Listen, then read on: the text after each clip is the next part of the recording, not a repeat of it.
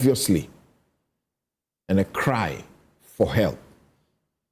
Many of our youth are being damaged by the opioids. It's gone beyond tramadol into something else. Don't go anywhere. Stay here with us. I'm Samson Ladi Anyanini.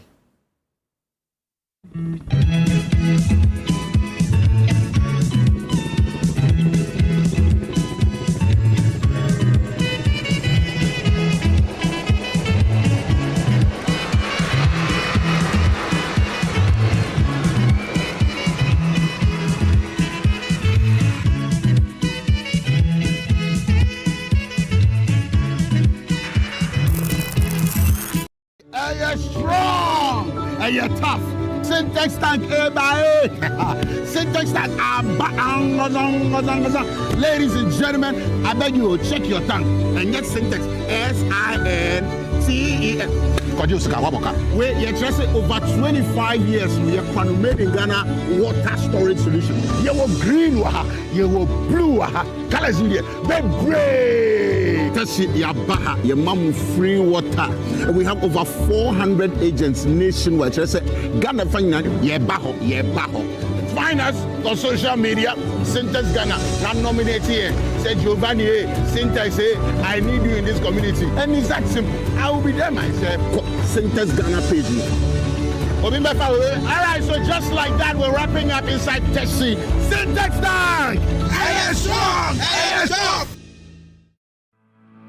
For decades, we have helped businesses connect with their trade partners all over the globe.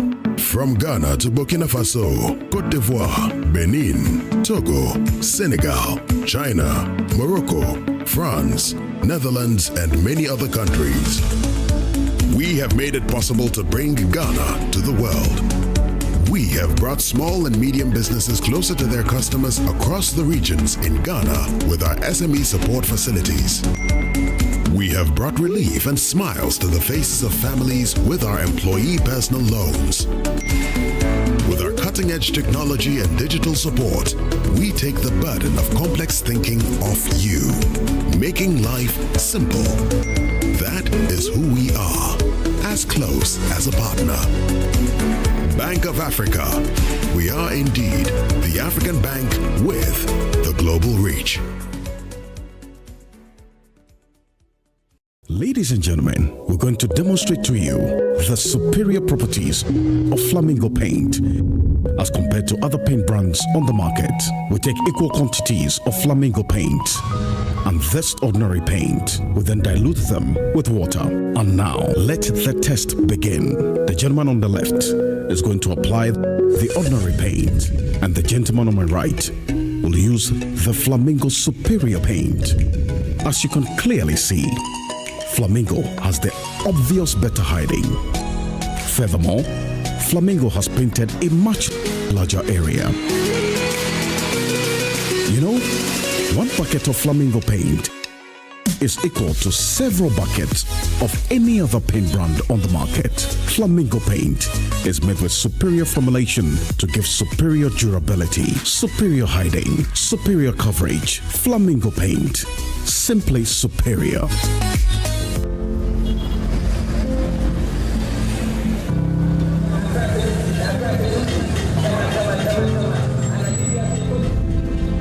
There's no feeling quite like wanting something. You see it when you close your eyes. You feel it against the hairs on your skin. You smell it mingled with the wind. You know it's yours, but you just can't seem to reach it. Until you can. Whatever the dream, we can make it happen. So get up, get started, and make we do up.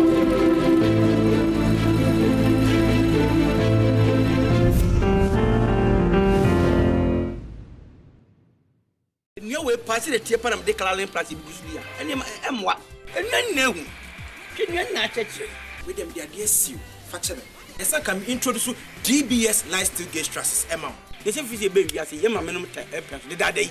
E ye nua ye di good dance. No crow. Na se ne nua ba nyina enye papa. Sa DBS license dey trust. Ye the computer na generate. Nti nade no gusto e straight. And if say e nade nti, e mo ntumi nye dey enwe. E good dance a afebo. Finito. Mo musisi asodan. Mo musisi factories and I said that is bia no. Me recommend DBS trust amamo. DBS trust. Finito. For decades, we have helped businesses connect with their trade partners all over the globe. From Ghana to Burkina Faso, Côte d'Ivoire, Benin, Togo, Senegal, China, Morocco, France, Netherlands, and many other countries. We have made it possible to bring Ghana to the world. We have brought small and medium businesses closer to their customers across the regions in Ghana with our SME support facilities. We have brought relief and smiles to the faces of families with our employee personal loans.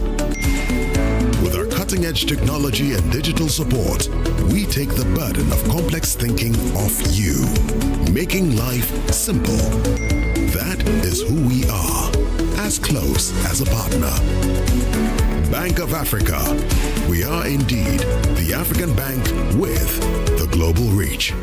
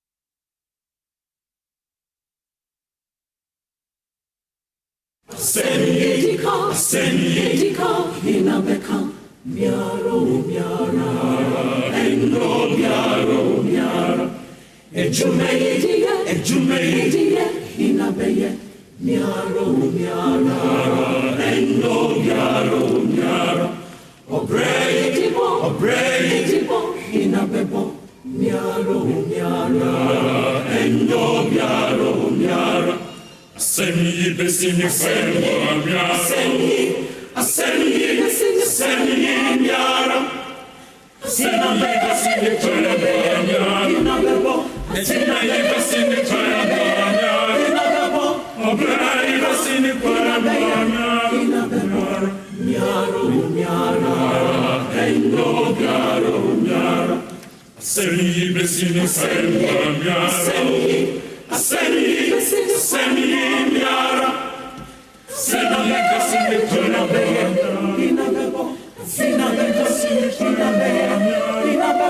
Obrai besini fenwa miara Endo miara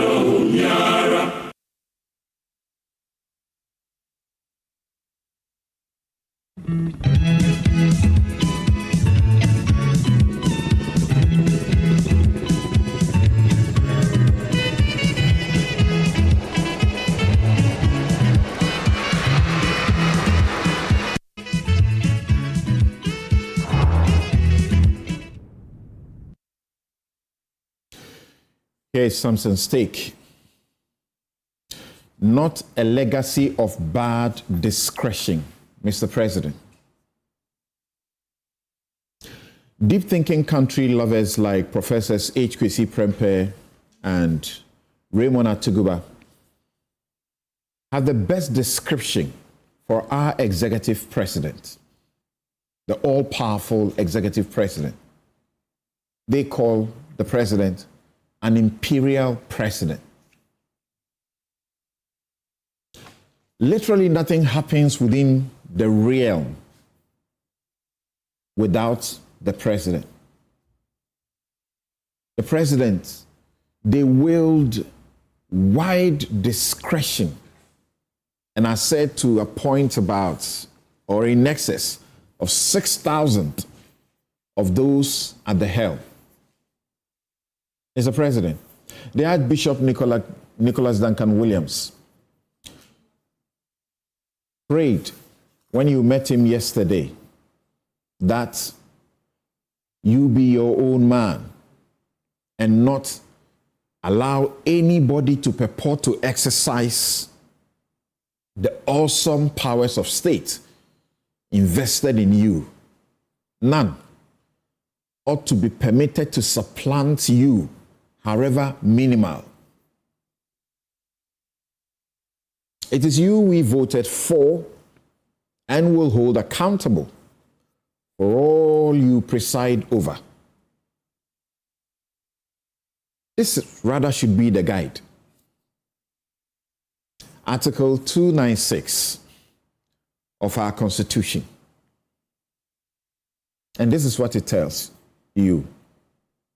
It says, where in this Constitution or in any other law, discretionary power is vested in any person or authority, that discretionary power shall be deemed to imply a duty to be fair and candid. Fairness, candidness, being truthful.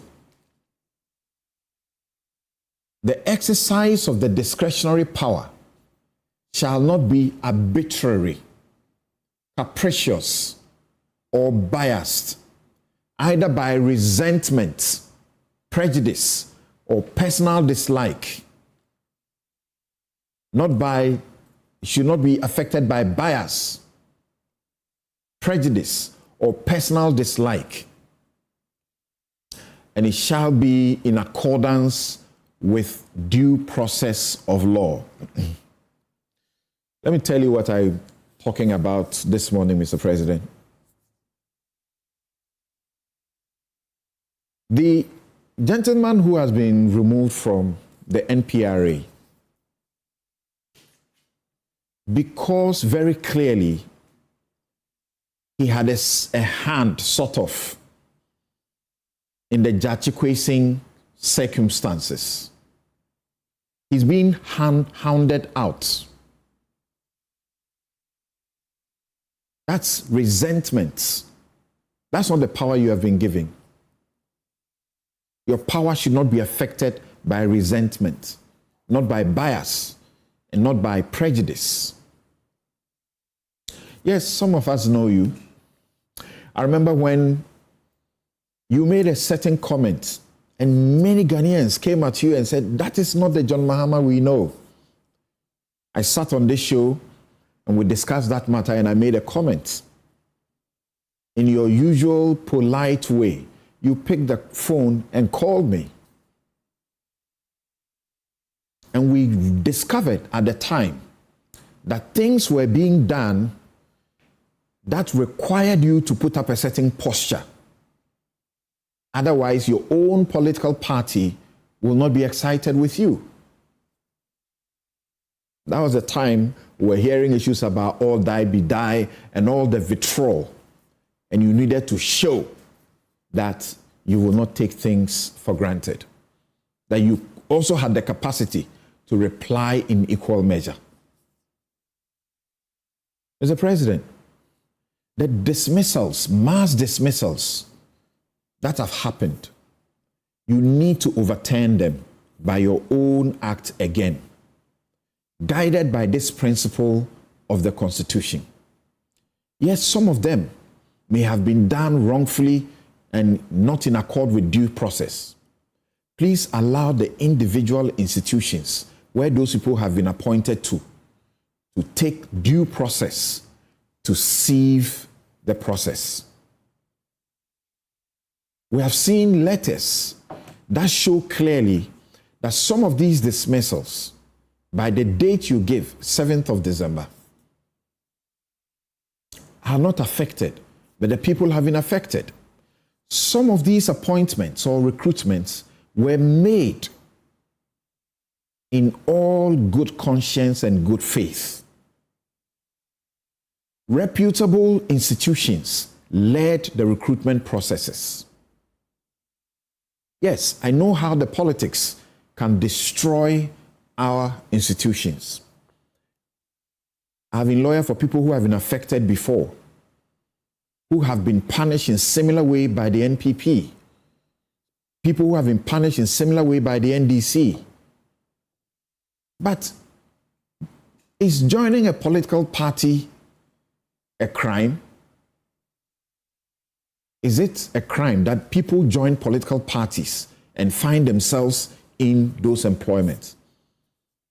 There are places at the Pharmacy Council, for example, people who have served in excess of 2 decades. They have been in line to do a particular job. They got the job rightly over a year ago. They have become casualties. That's unfair. That's not in accordance with the Constitution, Mr. President. You have what it takes to overturn this situation so that the ritual retaliatory conduct by the political class will stop. There are people begging for the blood of Akufo-Dampare. What is his crime? What has he done wrong? If there's something you think he's not doing well, can't you instruct him to ensure that they are done well? Must he be removed? That's not the way to build this country. And that will be my take. H. Kwesi Prempeh and other democracy lovers have been saying that don't appoint MPs to public boards. You have just started. Can you stop here? It's bad exercise of discretion. Isaac Adongo is gone to Bank of Ghana board. Parliament is supposed to oversight that institution. So when they do wrong and these people are supposed to exercise oversight, how are they going to do it? Because they are part of these boards. Mr. President, stop that here. This was preached over and again. Akufo-Addo just spanned it. He told civil society in their face in a meeting with them that he has people who know better than them. You must not do the same. And that will be my take. We'll be right back.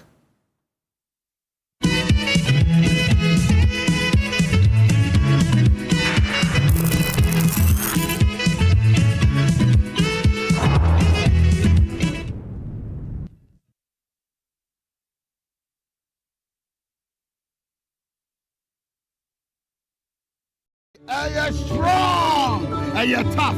Syntax tank syntax tank. Ladies and gentlemen, I beg you, check your tongue and get syntax. SINTEX. Where you're just over 25 years, we are made in Ghana water storage solution. You were green, you were blue, colors in there, but great. That's it, your baha, your mom free water. We have over 400 agents nationwide. Just say Ghana Finance, yeah, baho. Find us on social media, Syntax Ghana. Not nominate here. Say Giovanni, Syntax, I need you in this community. And it's that simple. I will be there myself. Syntax Ghana page. All right, so just like that, we're wrapping up inside Tessie. Syntax Tank! Hey, strong! Excellent furnishing in a real estate business is a great deal for survival. My struggles as a young estate developer were cut short when I discovered Furnart Ghana. With quality furniture made from the finest woods and amazing after-sale service, Furnart Ghana changed my story with every single home I built. It's a one-stop shop that serves the interests of clients with a variety of living room and dining sets, solid wood kitchen installations, wardrobes, doors, cabinets, beds, pergolas, floor parquets, and many other wooden products that will last a lifetime. With Furnart Ghana, all clients are offered the opportunity to customize furniture to their specifications, and the smile on their faces says it all. Thanks to Furnart, now your home can look beautiful with furniture that would last for generations. Visit Furnart Ghana today and share my story. Locate us at Yaniba Estate, Osu, Accra, or call 0303 966085 or 055 278 4097. Think wood, think Furnart. To us trendsetters, to us fashion lovers, to us who flex with beautiful, unique and attractive fragrance, to us who sing of our magnificent life. Daring to feel different today means impacting a pleasant scent. For tomorrow's dawn, feel good, feel strong. Together let's break these rules and set new ones with slam. Together let's break these rules and set new ones with slam. For decades, we have helped businesses connect with their trade partners all over the globe. From Ghana to Burkina Faso, Côte d'Ivoire, Benin, Togo, Senegal, China, Morocco, France, Netherlands, and many other countries. We have made it possible to bring Ghana to the world. We have brought small and medium businesses closer to their customers across the regions in Ghana with our SME support facilities. We have brought relief and smiles to the faces of families with our employee personal loans. With our cutting-edge technology and digital support, we take the burden of complex thinking off you, making life simple. That is who we are, as close as a partner.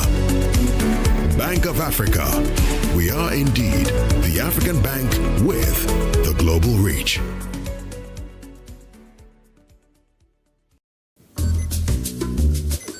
Fiscal is showing his boss the efficient new technology they've installed. She's pleased. But now she's asking, why is that still there? Fiscal explains the new fleet-finding darts are more accurate than the old ones. The boss is not so pleased anymore. If you haven't automated your fleet management yet, it's time to get business done better with MTN Business.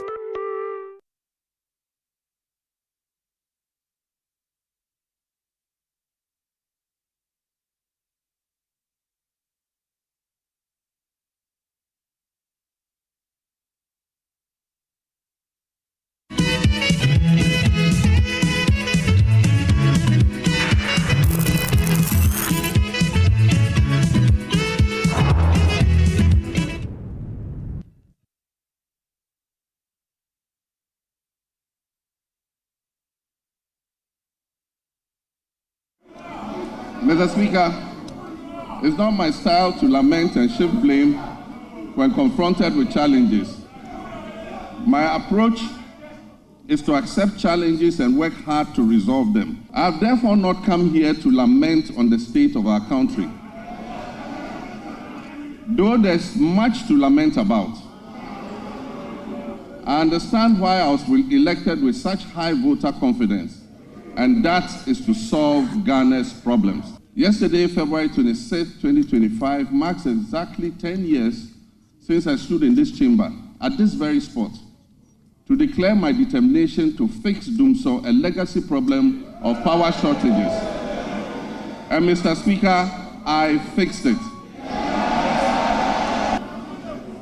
Today, inspired by the Almighty God and propelled by the massive mandate given to me by the good people of Ghana, I am moved to make a similar purposeful and bold declaration that I, John Dramani Mahama,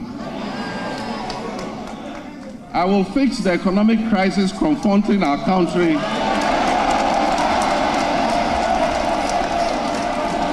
and reset it on a path of growth and prosperity. We have inherited a country that is broken on many fronts.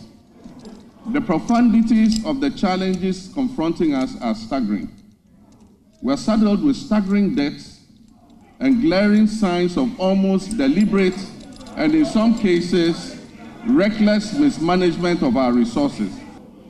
In addition to the public debt, which amounts to a staggering 721 billion cedis, several state-owned enterprises are also in debt, including the ECG, which owes 68 billion Ghana cedis. There have been claims that buffers were left for debt repayment, oncoming debt repayment this year. Mr. Speaker, honorable members, let me give you the statement of account for the Debt Service Reserve account, which is also popularly referred to as the sinking fund. This fund shows a balance of only $64,000 in the dollar account, $64,000 in the dollar account, and 143 million Ghana cedis in the CD account. Mr. Speaker, since we took office on January 7, 2025, we have upheld our commitment to a fiscal consolidation agenda with a streamlined government. We have eliminated unnecessary expenditures and reduced our reliance on borrowing.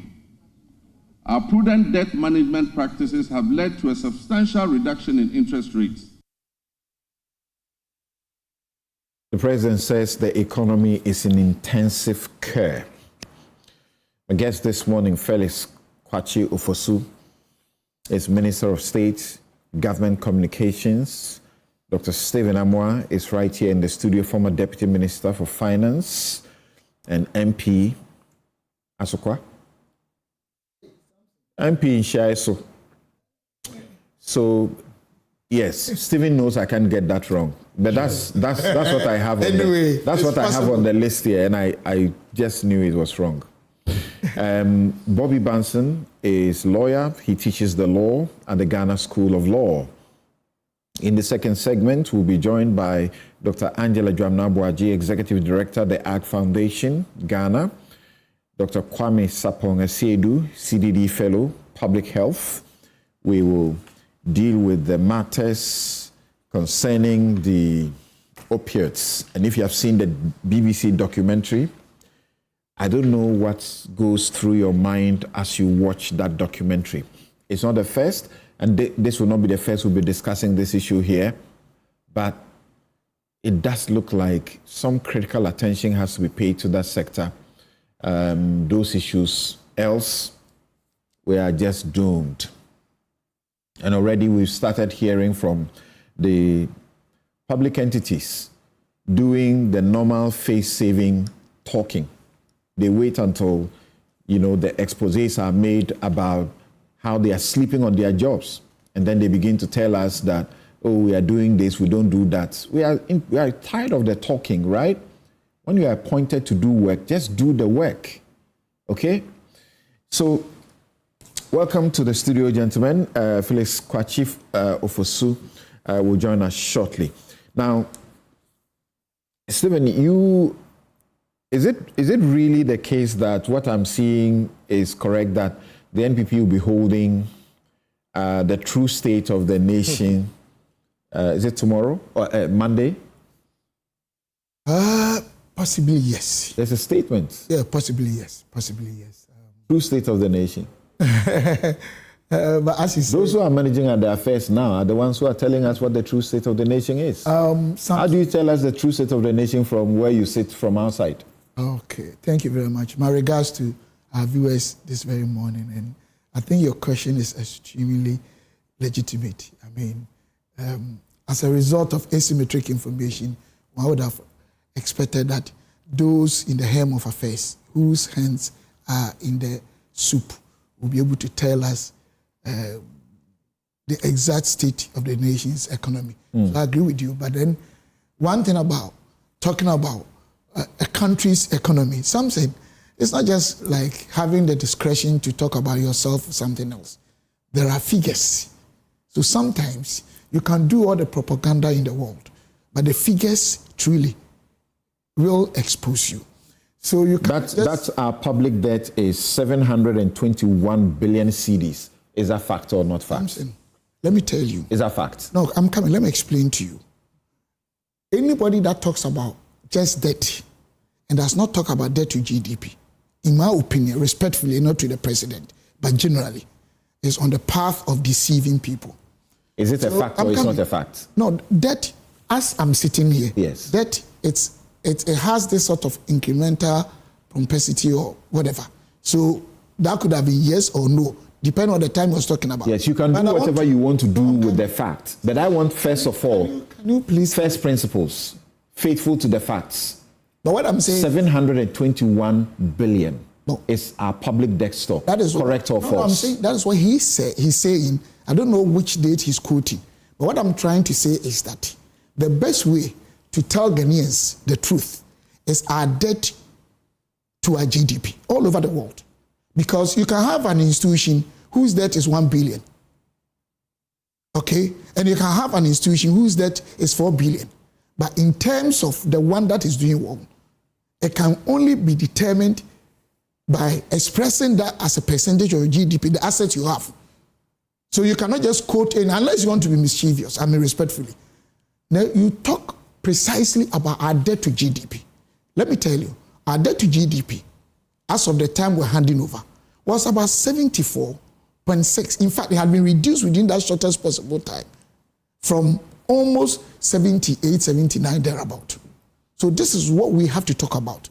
And in any case, there are so many, even in my opinion, more important or comparably the same importance when it comes to primary and micro indicators. Something, our GDP that we handed over, that is, I mean, in the simplest form I want Ghanaians to understand gross domestic product.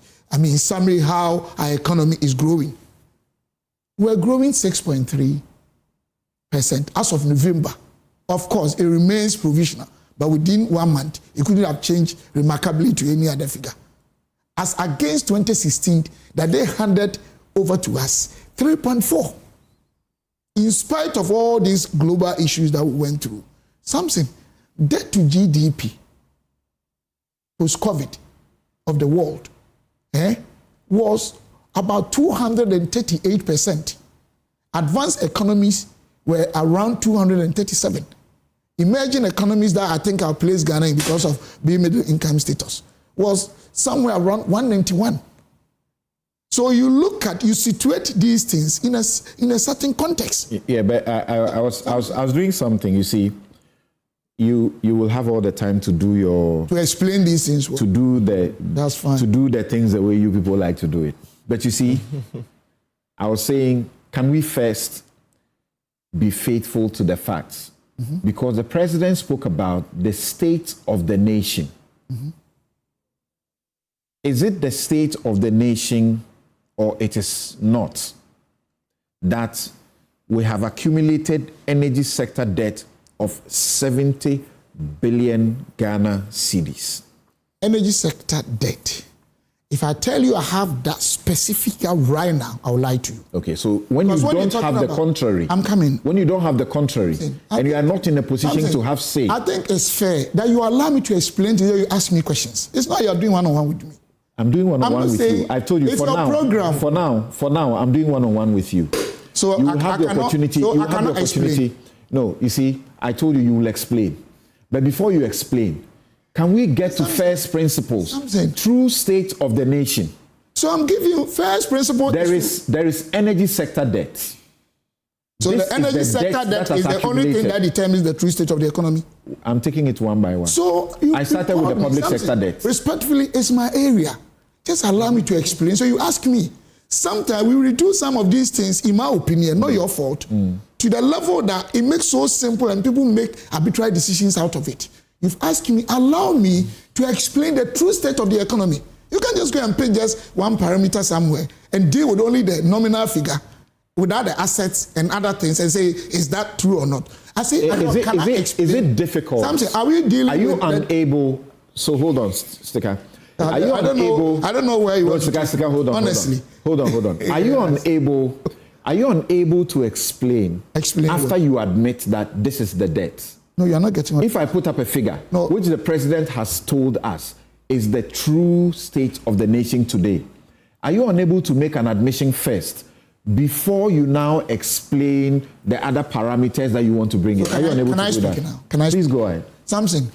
The main issue is about the true state of the economy. Correct. In any case, I don't think it's even, excuse me, respectfully, right, to pick just one parameter, okay, and say that, is this true?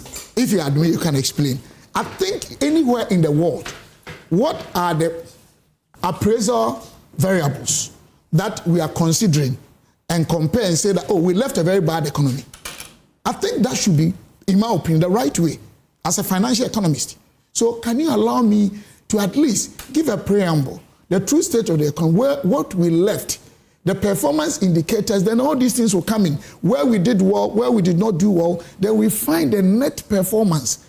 That will be more appropriate. And I'm telling you, as I'm sitting So you see, as I sit no, here, as I'm can I land? Call me the examiner so that you don't set your own questions and but answer them. you're an examiner, but you can examine an area that respectfully, in my opinion, is not your expertise.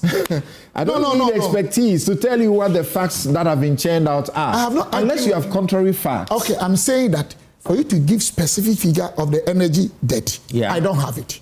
You don't have it? Yes, I don't have it. So since you do not have the contrary facts, we will deal with what we have. I'm saying whatever it is. But are we talking about the true state of the economy? Exactly. Can you allow me to explain why what our president, His Excellency Dramani Mahama, gave was not the true state of the economy? Can you allow me to explain? Okay. Thank you. Proceed. Something. The true state of the economy, I don't think just energy sector component in terms of debt, nominal figure. And Felix joins us. Can be used to describe the state of our economy. That is totally wrong. No one, you can call any professor in the world. But if you tell me it is an important element or definitional element you are considering, I agree with you. So you pick one side.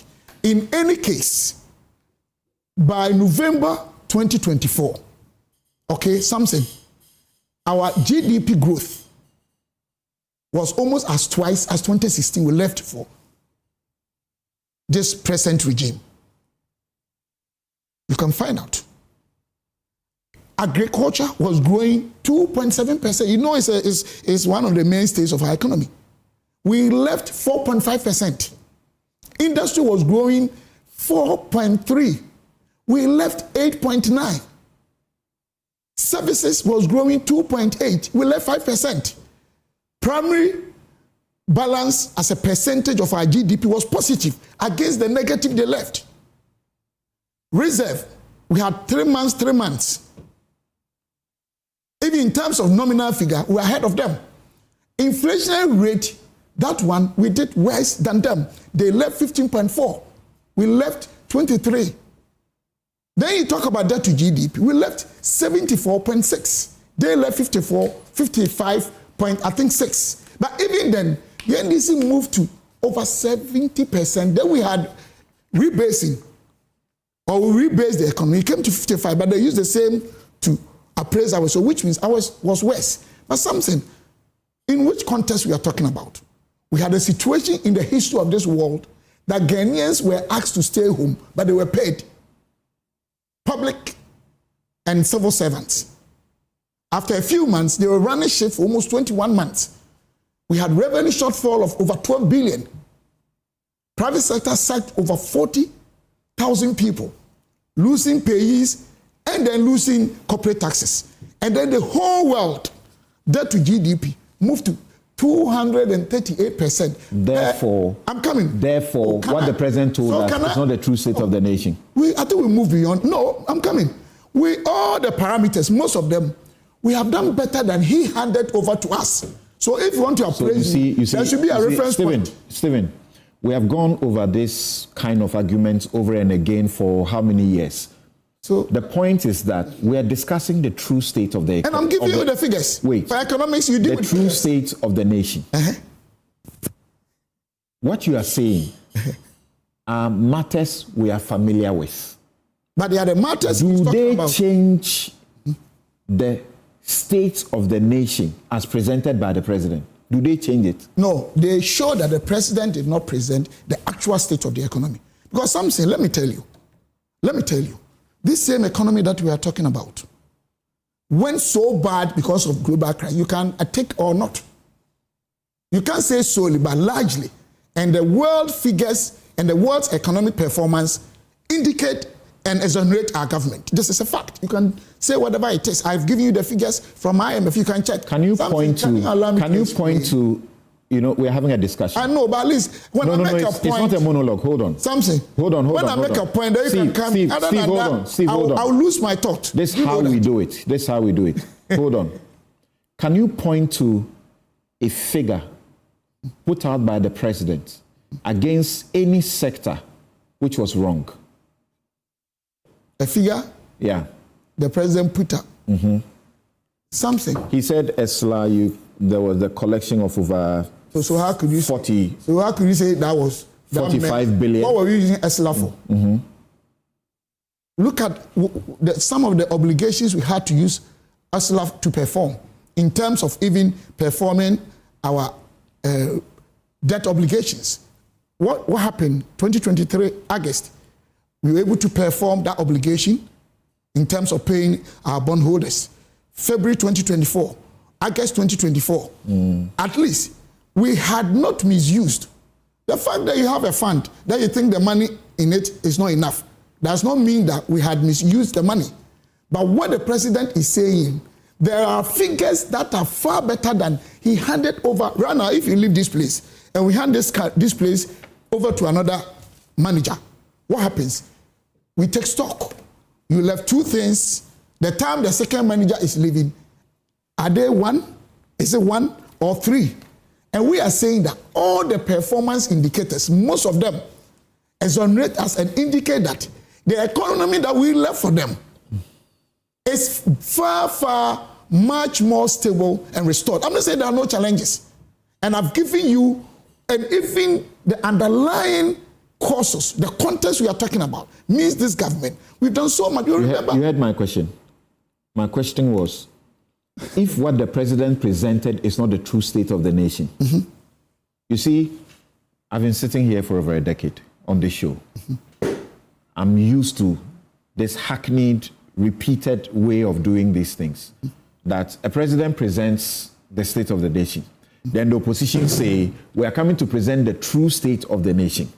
What I want you and I to do differently is, can you point to one figure, one statement, can move from figure, that he made that does not reflect the current state of the economy?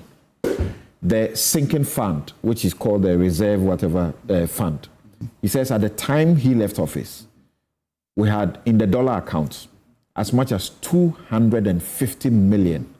What is left in that fund today is $64,000. Were we supposed to use the fund when the need arises or not? Something, you're also not getting me right. Listen, you called me, allow me to also speak. Why didn't the president talk about the GDP we left? The primary balance that we left? Why did the president talk about agriculture that you're not answering my question? Why? No, because you're not asking the right question. If you decide that you will not answer my question, because the question you are asking in the context of economics is not right. You've asked me, even talking about debt, okay, it is always a continuous process. Even the time he's quoting might not have been the time we are talking about. And I've said that what he quoted as of that time, I didn't have the figure exactly. What you need to find out is that what constitutes a state or the state of economy or an economy. Where are the performance indicators, relevant ones? Because I'm talking about the GDP. I'm talking about agriculture. I'm talking about industry. I'm talking about services. I'm talking about primary balance. I'm talking about reserve. These are key. All these things. These are key. What did the president speak about or give a figure about? That is not the current state of the economy. But did the president give figures? That's my question. No, the president did not give figures, in my opinion, unless because sometimes you move out. Figures that were showing that the economy we left generally is better than what they also handed over to us. So something, if you can allow me to explain, I'm also saying that Phyllis is here. he can challenge, and they will all go and do fact-finding. Whether the GDP we left for NDC government is not higher than 2016, what they left for us. Whether agriculture, whether industry, whether services, whether primary balance, which shows the fiscal strength of your economy when it's positive.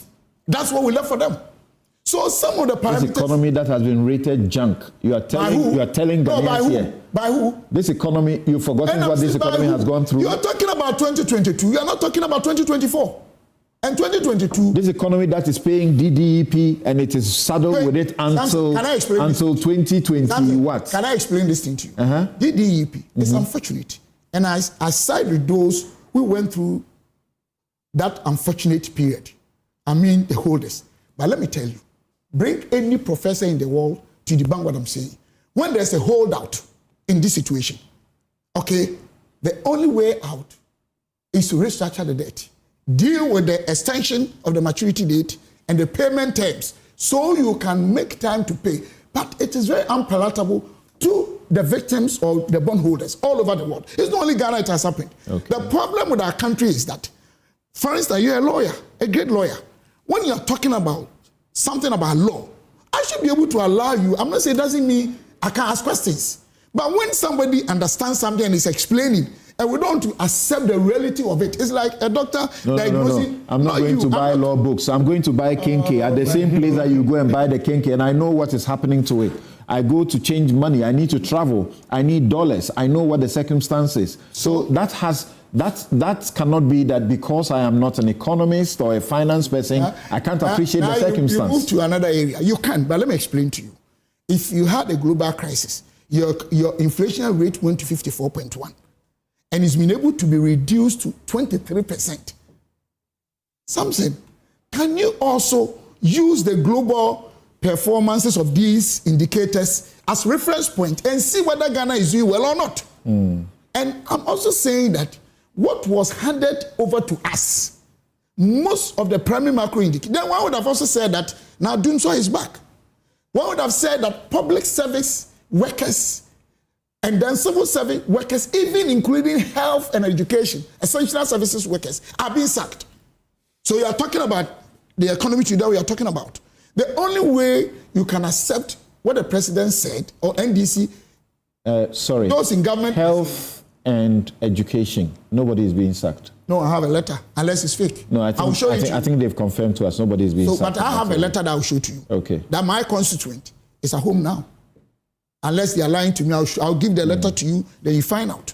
But whatever it is, you made a good point advising both MPP and DC on such unfortunate behaviors. I was a CEO, at least Adam, my younger brother NDC MP, can call and attest to the fact that when I was sent there, the same he came to me that he knew they were going to be sacked, so he was going. I said, no, stay, unless you want to go anytime free. Some people abuse. It doesn't mean even President Mahama is interested in what is happening. And that's why it's good you called on him. But when it comes to the economy, the figures are here. Now, if you want to translate that into practicality, anytime NDC guys and MPP guys are in power and they are touting themselves of economic macro indicators, especially when they are doing well, they say in our pocket. When they are not doing well, it's an issue. But let me explain to you technically today. Our market is basically SMEs, about 90%. Then we call something defensive market economy, which means that when even the economic indicators are doing well, it takes a long time for people to feel that lag time, unlike the aggressive sectors. So the people are not wrong complaining, but the system we have here is also not wrong because it takes a long time. So these things are there. Okay. But what we can say this morning is that in terms of all the parameters that we can use to judge whether economy is doing well or not, how many of them? The president should have then mentioned GDP. Why didn't he mention? The president should have mentioned agriculture, industry, services, primary balance, reserve that we had, even nominal value. Okay. The president only mentioned inflation, which we are about 23, and they left 15.4. Why was he doing that? So you couldn't have pick just an area, an agency, and say that the entire economy is bad. Thank you. That is not true. Now, you know, that is not true. Take a breather. Now, Felix, the president says that I, John Dramani Mahama, will fix the economic crisis confronting our country and reset it on a path of growth and prosperity. He spoke about how we are saddled with staggering debts and glaring signs of almost deliberate and in some cases criminal mismanagement of our resources. How even the IMF restraint was not enough to, as it were, get the MPP government to be prudent in how they did what they have to do. I've asked Stephen and gave up trying to get him to point me to like one specific figure which is not a true state of the economy, which will then give basis for what they are trying to do, which is the true state of the economy. In fact, after the president's presentation, Stephen was the minority group who led the presentation of what he called the true state of the economy to the press. You are not telling the country the truth. For now, I don't know which part you are not telling us the truth about because he has not pointed me to it. What is it? But something, he will never be able to point you to any because there's none. Is he? So the figures I've given, Stephen, please prove me wrong. Please. Something I think we are. I kept quiet. I kept quiet when you were speaking. We are not using the right. I am not going the to right framework. I'm not going to. And you will do to him what he did. Absolutely. To you. I think that you will do to him what he did. Ground to you. rules. Thank you. Okay, I'm sorry. That's right. I'm sorry. Please go on. Go on. This is Article 67 imposes an obligation on every president, and you are the lawyer. My brother is also a lawyer. To give an account. It's written in English. We don't have to be lawyers to understand it. Go ahead. So, a president can go to parliament and spend all the time speaking about what he inherited, and he would have fulfilled the constitutional obligation. Not so. But in this instance, the president said that he was not going to dwell on lamentation. He actually went out, if you read the 59-page statement that he put out, to speak about specific interventions that he will be putting in place in almost every sector that he touched on. So not only did the president meet the constitutional obligation, he actually inspired hope in those who were looking for something beyond just indicating what he came to meet. Something, let me also put it on record, that if my brother here tells you that this economy we inherited is better than the one we left them in 2016, it is a palpable untruth. Look, even at a visceral level, what you feel in your gut, that alone is sufficient to tell everybody that this economy is rotten to the core.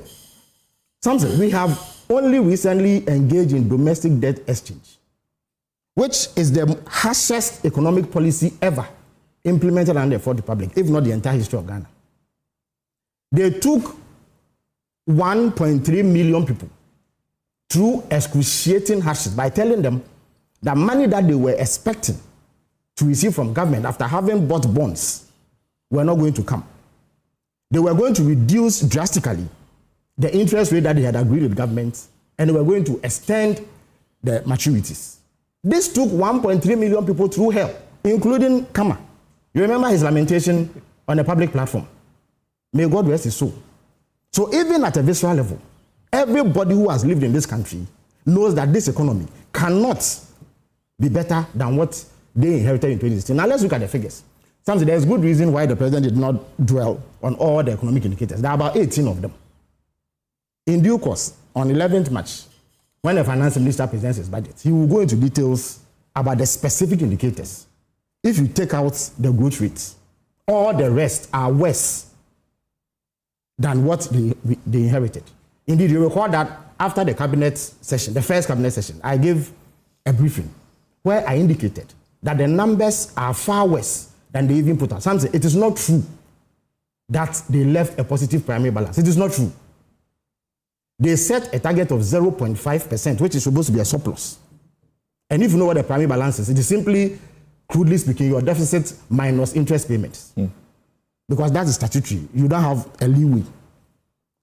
The deficit that they projected for in 2024, they exceeded by a wide margin. The primary balance, if I give you the figure, the market will shake today. It is not true that they left a surplus. They left a negative, far worse than what they projected. Something nobody put a gun to their head to project that they will get 18% inflation at the end of 2024. They got 23%, which is far worse than what they projected. When they came to power, they met a public debt of 120 billion. We all know the song and dance that Baumia and his colleagues in the MPP made over our public debt.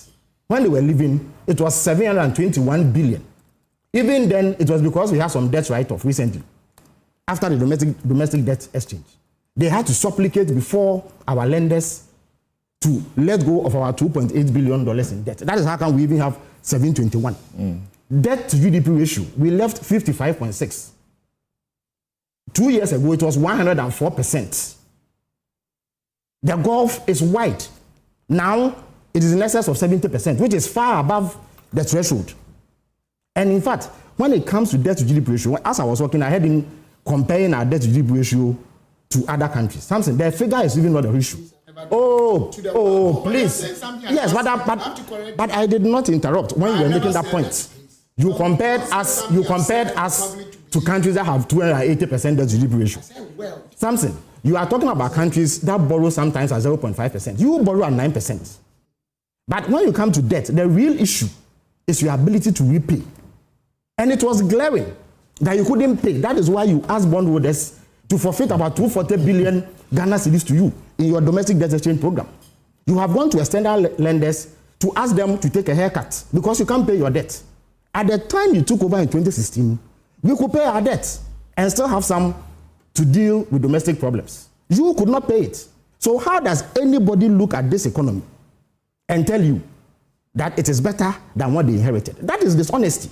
And you see, it is one thing to have mismanaged the economy, but to gaslight people, look in the face of Ghanaians and tell them things that they know to be untrue, is to add insult to injury.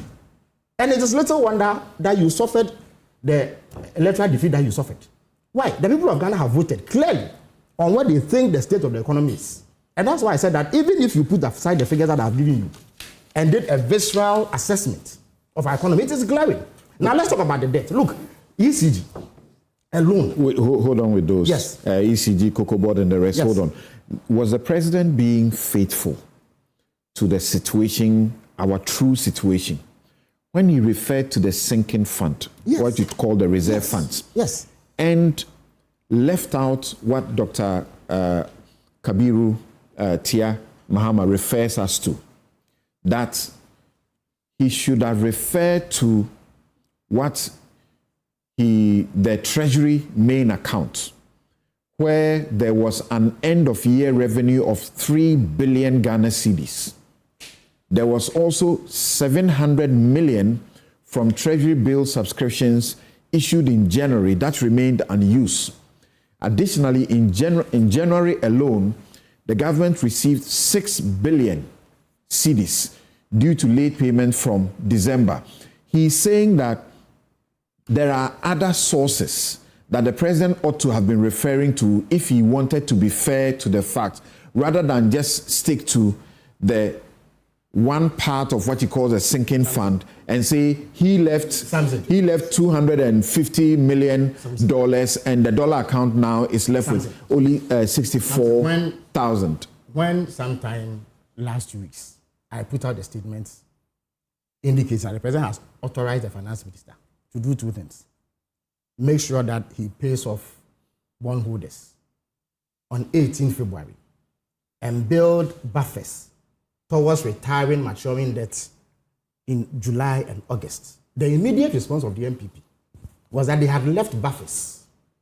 Now, what is a buffer? It is simply earmarked money aimed at a specific activity which is paying debt. That is what it is. All the monies in the accounts we are talking about are monies meant for other things. They were not meant for debt repayment.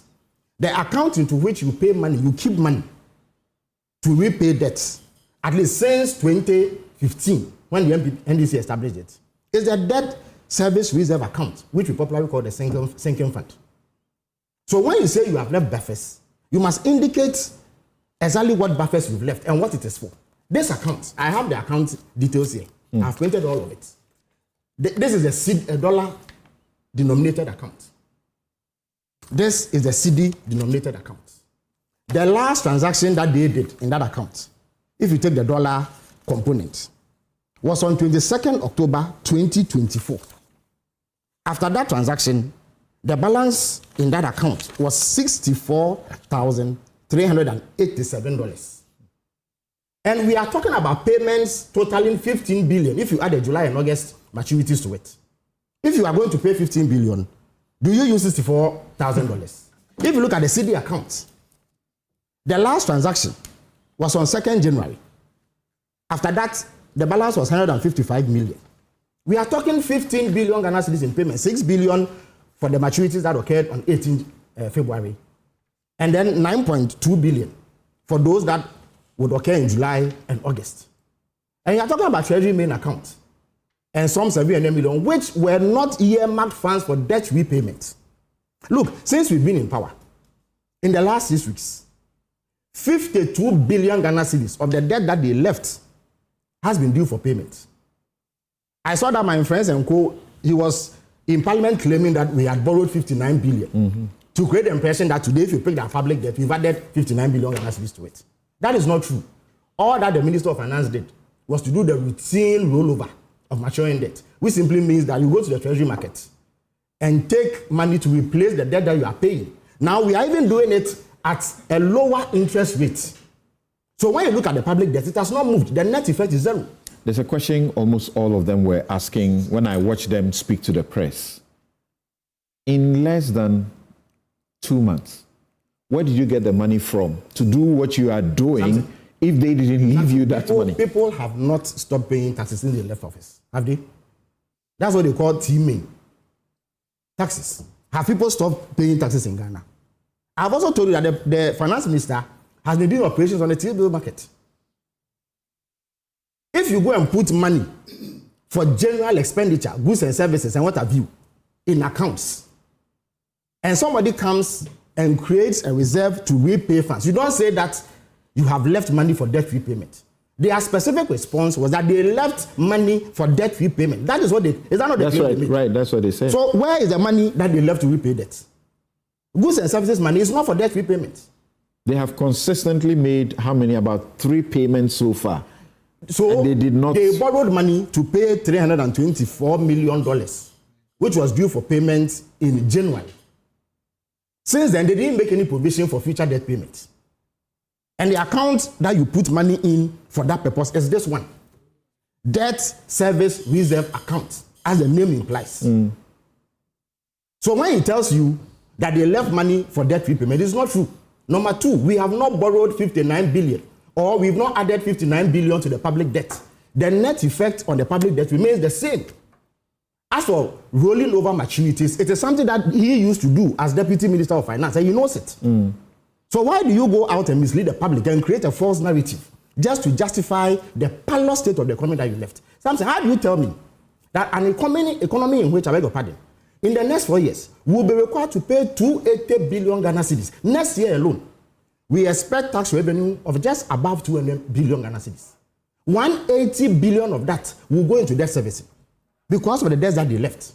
ECG alone owes 68 billion. When you asked him about ESLA, he was all over the place. When they came, total debt owed in the energy sector was 10 billion. We had even paid about 2 billion out of it already. They've collected 45 billion Ghana cedis in the last 8 years in ESLA. And yet, they've left a debt of 70 billion in the energy sector, including what ECG owes. Cocoa Board owes 32 billion Ghana cedis. As I speak to you, they left a deficit of over 330 metric tons of cocoa beans to supply. They took money from people, promised to deliver a certain amount. They didn't deliver it.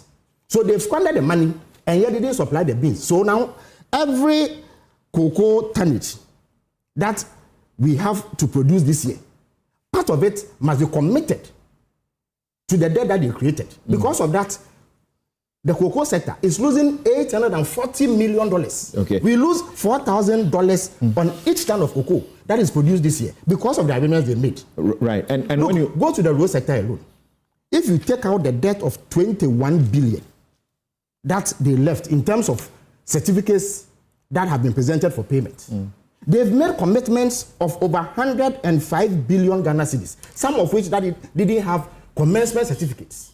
And yet they awarded contracts to contracts. Some of them have moved onto the site. Others have not shown up. But we have to find 105 billion Ghana cedis. The president said 85% of contracts awarded in road sector have stalled, and over 20 billion was the debt in that area. Yes, so you are mentioning 100 plus. This is when I say commitment. The government says, Stephen, go and do this road. This is the volume of the contract.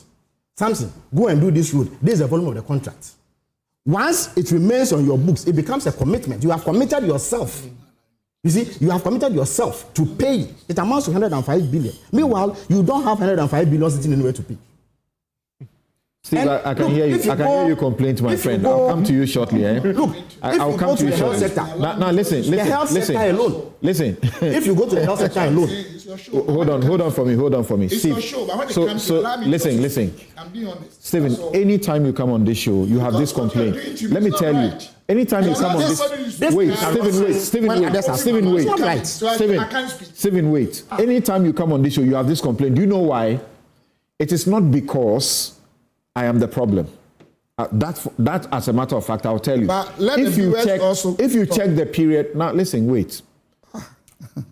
And you see, this is how the work goes. Viewers, Felix is not coming here claiming that the things the president said are not true. So I will not have too many questions for him. It is Stephen who claims that the things the president said are not true, and for which matter, explain why they will hold the press conference again after what he actually did after the president presentation to tell us about the true state of the economy. So he will have to take a number of questions from me. And a primary question I asked him, I still am waiting one simple answer to it. He didn't give. I think I answered you. You did not. You didn't want to.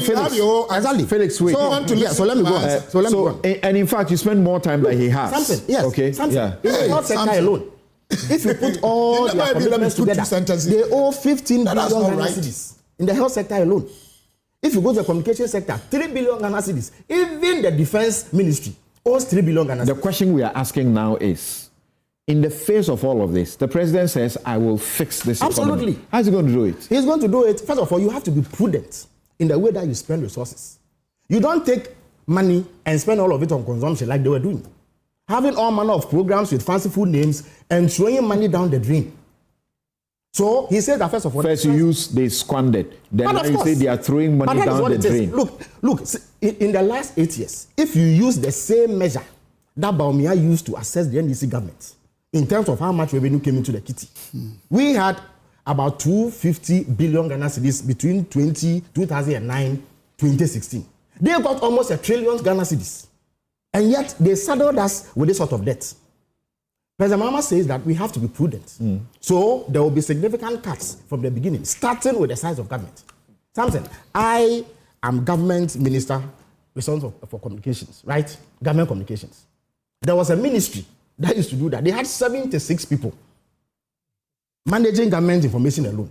Today there's me, there's my deputy Shamima, and less than 5 people involved in the management of government information. So that is a cut there. So there are 60 ministers. At a point they had 125, and you lamented it to the hilt, and nothing was done. When they were leaving, they had almost 80. They are 60 now. They had 336 political appointees, which if you added to over the 600 civil servants and officers of the president, ran into 1,000. President Obama says he will have none of that. We will come nowhere near that figure under him. Of course, you can't do much about the civil servants. So it's okay. But at least the political appointees, you can do something about.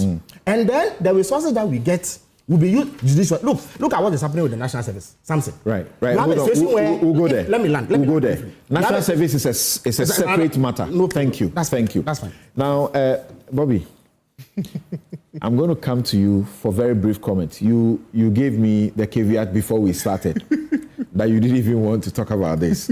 But, we are lawyers, but we live in the economy. So we feel what goes on, and you do a lot of transactional issues and so on. So I'll come to you to make a brief commentary. But I'm going back to Stephen because he was making certain points which meant that he had the reactions to make. So, Stephen, in the next 5 minutes, I'm not going to ask you a simple question. arrow the things you want to talk about and speak to us about them quickly. Okay, thank you very much for this opportunity. Samson, in economics or finance, it is totally wrong for anybody to just dwell on nominal figures without talking about assets. That's why we talk about debt to GDP. Whether you want to accept or not is a fact. 2, when you are talking about a debt component, it is always emotional process. That is why it's very difficult if somebody gives a figure at a time that you don't have because you are not in government, you can say it's good or bad. Thirdly, Samson, true state of the economy couldn't have been only dependent on one agency's financial issue. That is totally unacceptable. It's never true anywhere in the world. We have key performance indicators that will let Ghanaians know or the world know whether the economy is good or bad. And it starts with the GDP. My brother Felix, honorable, right now accepted the fact that GDP growth is better than 2016. And it sums up everything. It sums up everything. The question is, how come the president was talking about the state of the economy and mentioned only inflationary rate? How? How come? Time may not allow us. Come back to Cocoa Board. You see, in this world, I'm a sinner, but I believe in God. You can lie to the whole world.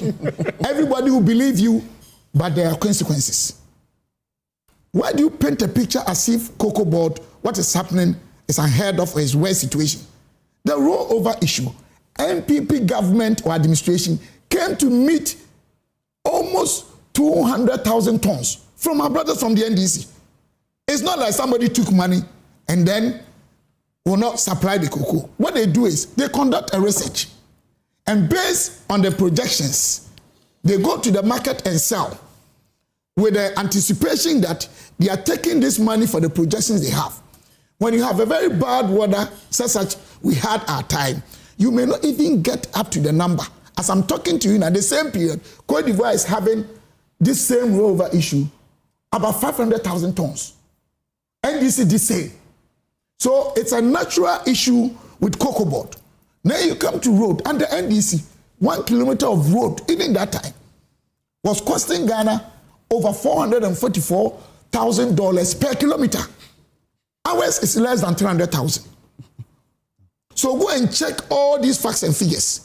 Why are they not talking about the fact that under our regime or administration, we have been able to cultivate about 40,000, I think, hectares or acres of cocoa for Ghana to benefit from. We want to do 70 and it's ongoing. Why are they not talking about that? We put measures in place like that. We are no longer doing even syndication. And we're able to, within 4 or 5 months, get Ghana over $500 million through Bank of Ghana. These facts are there. Now talk about Defense Ministry. How can you talk about monies incurred at a ministry and you not talk about what the money was used for? This is highly mischievous. You can call the Defense Ministry. Something, all the list, unprecedented things we've had here, just to protect and preserve and make sure that we live in a sub-region that all our neighbors are engaging in war. That makes us highly insecure. And the Army or Defense Ministry, through the Army Leaders Authority, approach government. The NDC MPs in government today were part of the meetings. If they care to know, you can call Honorable Atoforsen. You can call all the ranking members, Defense Ministry and Finance. We're all together. They enumerated the things that if we don't get, Ghana was sitting on a very serious. Listen, then we got money to buy these things. They are all here. Over 150 armored personnel, whatever. Over 100 armored personnel days. Over 20 ships days. They are all here. So how can you come and tell the world that we have incurred this debt as if we have taken the money not to use for the right purpose? Something. Your time is up. Are we still not? I'm sorry, I want to wind up. Thank you. Are we still not paying billions of cedis every month that Ghanaians are supposed to pay as emolument? Are we still not, rolling up these major pro-poor policies? What are we talking about? So we think that a better economy is one that seems that the GDP growth is giving us great indications. Our reserve, our primary balance, you can ask any professor who wants to be honest with God. Then, even pro-poor policies that are benefiting Ghanaians, in kind and cash, they are all going on. But if you're talking about an area, be honest with yourself that MPP government did not take money and did not provide or produce the cocoa. Just 2 minutes. Absolutely. That is not true. Again, my brother keeps on harping about the GDP growth. I've told you that there are 18 indicators. Nobody doing proper analysis of the economy uses one. Industry, services, the most critical. Go ahead. Sorry. I think you have to be fair. Yes, and respect right. viewers. No, Minister, you are right. Something. The most critical, if you want to assess whether the economy has been properly run, is the deficit and primary balance. Because they show you the difference between your expenditure and your revenue. Anybody who spends far more than they earn is not managing his life right and is not managing the economy right. Look, both targets that they set for the deficit and the primary balance were missed by wide margins. You see, I know the finance minister will be alarmed hearing me say this. There's a reason why the president was restrained from putting that information out. But in the budget, which will come in about 2 weeks, he will put it out. Look, they did 800% worse than they had projected for the primary balance. Sorry. So it is not true when he tells you that they left a positive primary balance. It is not, they left it in the negative by a wide margin. Again, better than this talk about road cost is not true. Look, Samson, you can ask people at the road ministry. It costs $1 million today to do 1 kilometer of asphalt. In some instances, it costs 1.2 million. If they came to me 300,000, then we're doing far better. So again, it is not a defense. No. He has also not been able to defend the debts. Which debt? Look, you have run a country into a debt so that you yourself have told the whole world that you cannot pay debt that you owe. You have had to go around begging. Look, what they're saying, don't discount Ukraine and COVID. But look, Ukraine itself, how much debt do they have? Ukraine itself, how much debt do they have? Why? Was Ghana the only, in fact, to quote Baumia's Palace, did COVID jump over Côte d'Ivoire, Togo, Benin, and come to Ghana alone? What is the state of debt of all the countries surrounding us compared to ours? It was because of recklessness due to elections in 2020. You would have thought that because of the experiences we had after 2020, they would have learned lessons. But they have repeated the same thing in the 2024 elections. And that is how come we are having the outturns that we are having with the deficit and the primary balance. Every other indicator that matters has gone south. So my brother cannot defend that record.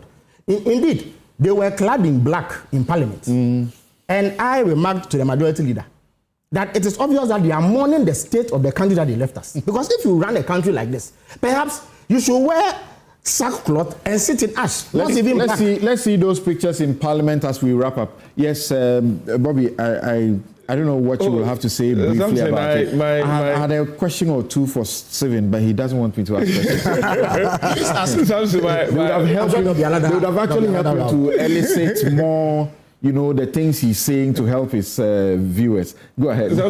My brother, Derek Oswecha, has been laughing at me the whole time I've been sitting here. He said, you see, he didn't take your economics serious. Now you're looking away. But I would want to say... See, we have been speaking to, as in multimedia, we have been speaking to what you call the aspects since the statement was made. Professor Bokpins called them.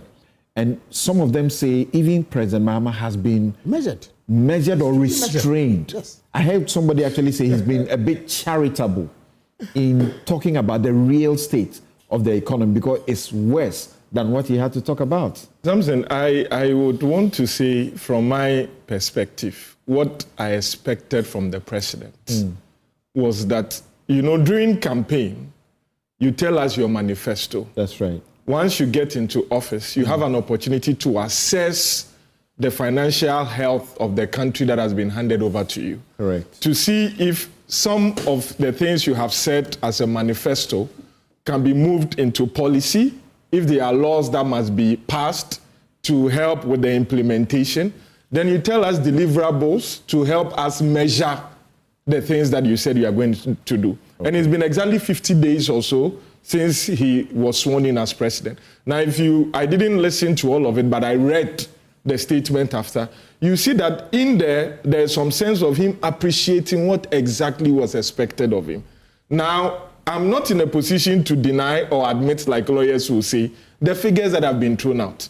But what I wish to say is that once we do not have contrary figures, we go with those figures. I do not think that the ordinary Ghanaian expected the president, when he was delivering the State of the Nation address, to do a comparative analysis. That in 2016, when I was going, this is how I left it. In 2025, after I was sworn in, this is what I have seen. I do not think that is what the ordinary Ghanaian expected him to do.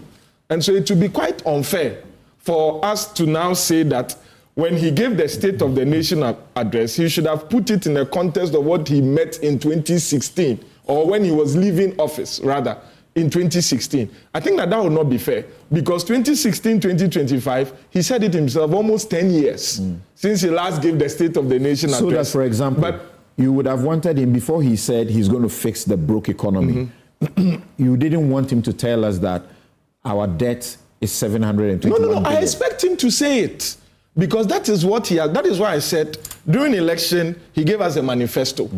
After power has been handed over to him, that he has an opportunity to assess the health of the country, he now has to situate his manifesto in the context of what the state of the nation is.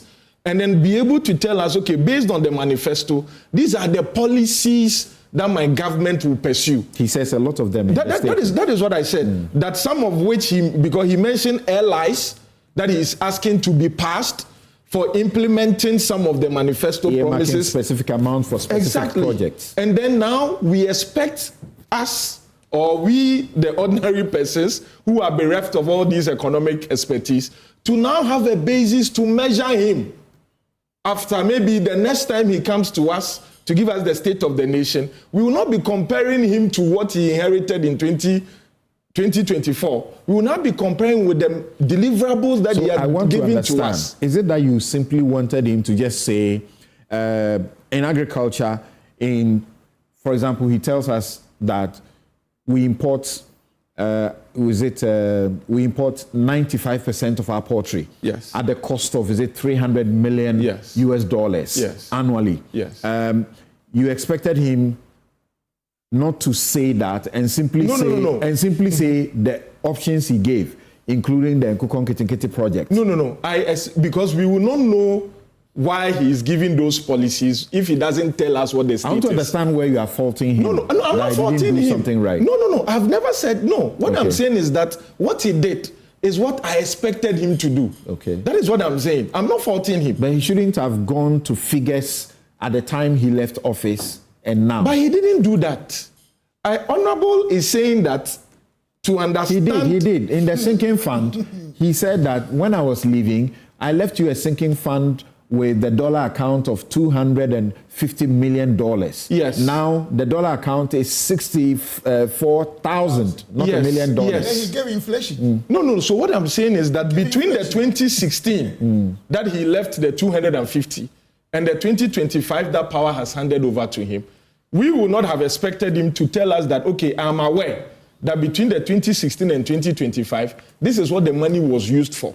Because that's whatever the money was used for has already been given by the president that handed over to him. Because I think that every year of President Anado's office, he gave us the State of the Nation. Right. And so if the current president says that this is what I have met, these are my policies, these are the deliverables, then we can measure him with that. So, and I think that is what he did. But for me, the State of the Nation, all these big languages and big words that have been used, I think for the ordinary person should be measurable by either the cost of living, the standard of living, and as a professional, the cost of doing business. And then we cannot run away from the fact that in the last 8 years or 10 years, it's not been reducing. The cost of living, the cost of living has been increasing. That's right. The cost of doing business, and that is something that I hope that the GIPC boss really focuses on, because maybe he's here, he can carry the information. Countries across the sub-region are wiping away this minimum investment requirements for foreign direct investment. But in Ghana, we are still holding on to, you have to bring $1 million as a minimum to be able to be given the permit to engage in trading if you're a foreigner. And it's diverting a lot of foreign direct investments into other countries across the sub-region, like Ivory Coast. The cost of import duties is now almost 50% of the cost of product you are bringing. People are now sending goods because I was told by some importers that it's cheaper to send products to Ivory Coast, clear them and transport them to Ghana. And so if next year we still have this same situation, then we'll be able to measure the deliverables that the president has delivered. So I think from my expectation was that beyond all this was what it was, this is what it is, and that I was looking at him giving us policy directions, deliverables that we can measure. And from what I read in his statement, largely, I think he did that. You read all the, mine Yes. is 56 pages. It's the same pages that I have. 59. But it depends Yes. on Okay, mine how is you okay. progress. Thank you. Stephen, I'm sorry, but we take a break here. And when we return, we are going to the matters that the president says he's got the anti-corruption organizations or the security, agencies to zoom into action. And we are just isolating 3 of these to look at. There are too many issues that have come up. But he mentions the $2 million Sky Train, call it the Ghost Sky Train. He spoke about the over 80,000 ghost names at the National Service Secretariat. Remember, this will not be the first time this president will be the one giving a charge to the security to investigate national security. He did it once, and I was a lawyer in one of those cases defending guys at the National Service Secretariat. Yeah, I remember myself, Kisie Jabing, Egbert Fable, going to the BNI then, and then they holding our clients, not giving us opportunity to see us, and we getting crazy and mad that we're doing the wrong things. Things don't seem to change, right? And then there is Abronye's comments about hoarding of 550 million Ghana cedis by the president, which has also led to an invitation to him to assist. We'll be right back.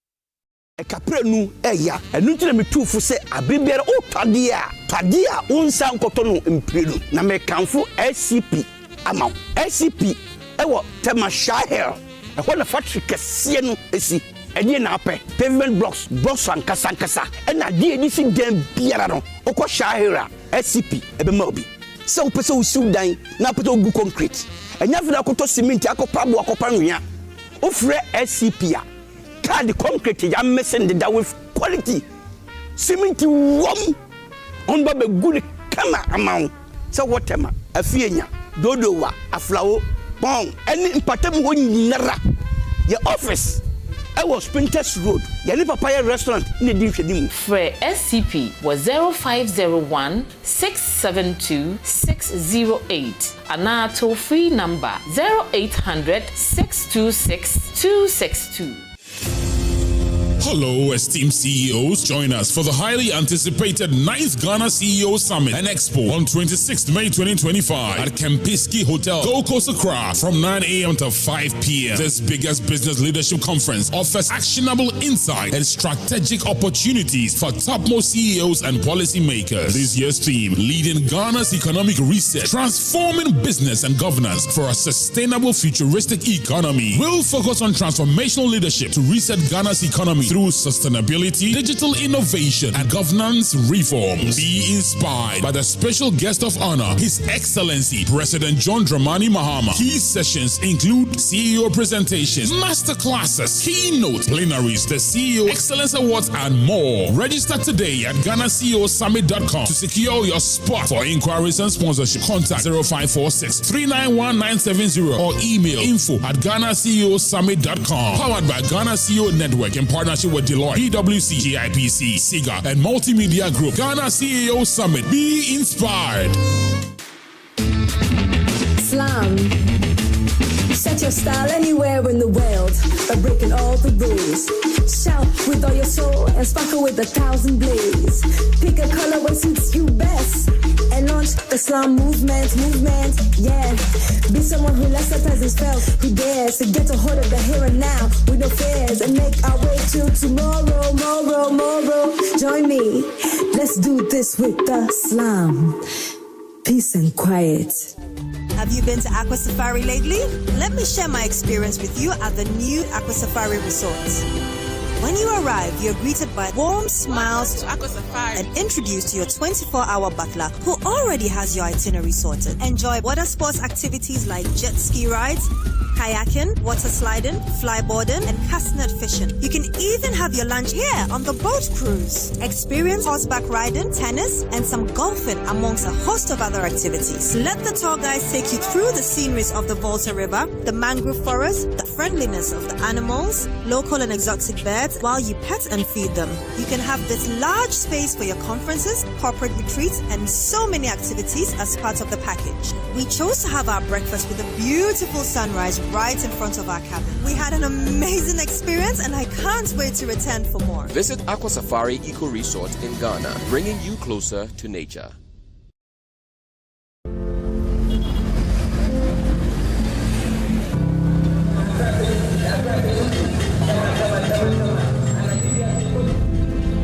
There's no feeling quite like wanting something.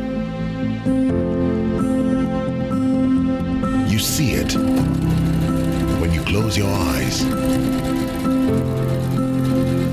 You feel it against the hairs on your skin. You smell it mingled with the wind. You know it's yours, but you just can't seem to reach it.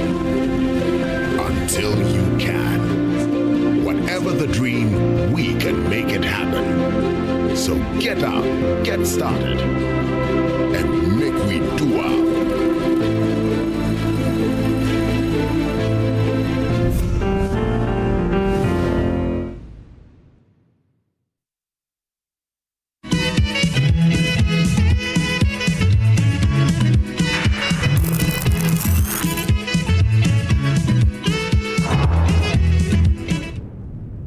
It should be one of the basic mode of recruitment, because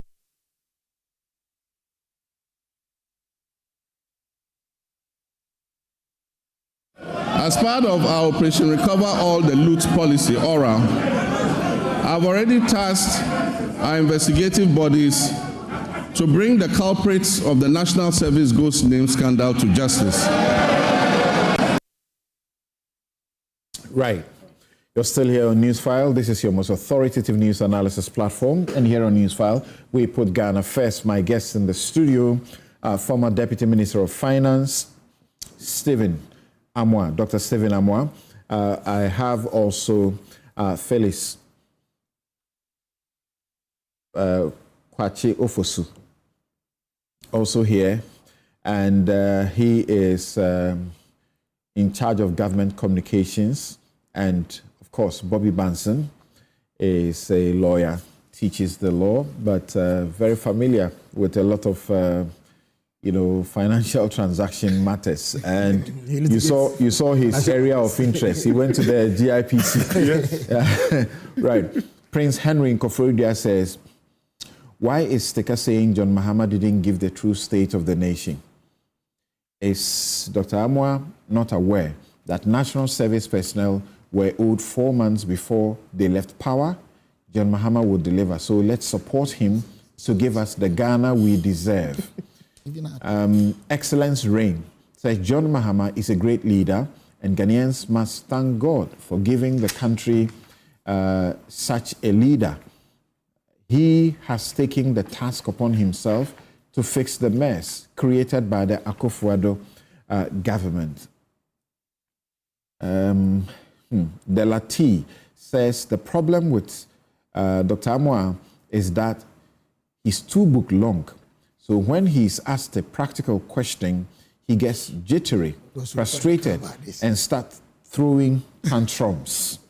Okay.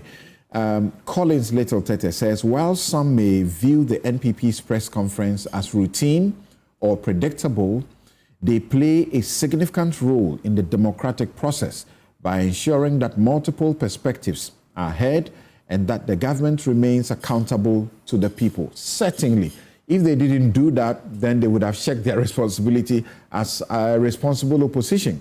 They have to do that. We have to get to know where, if the government is giving gaslighting us, we must get to know. But I want all of them to try and be faithful to the facts to start with, as simple as that. Right. Okay.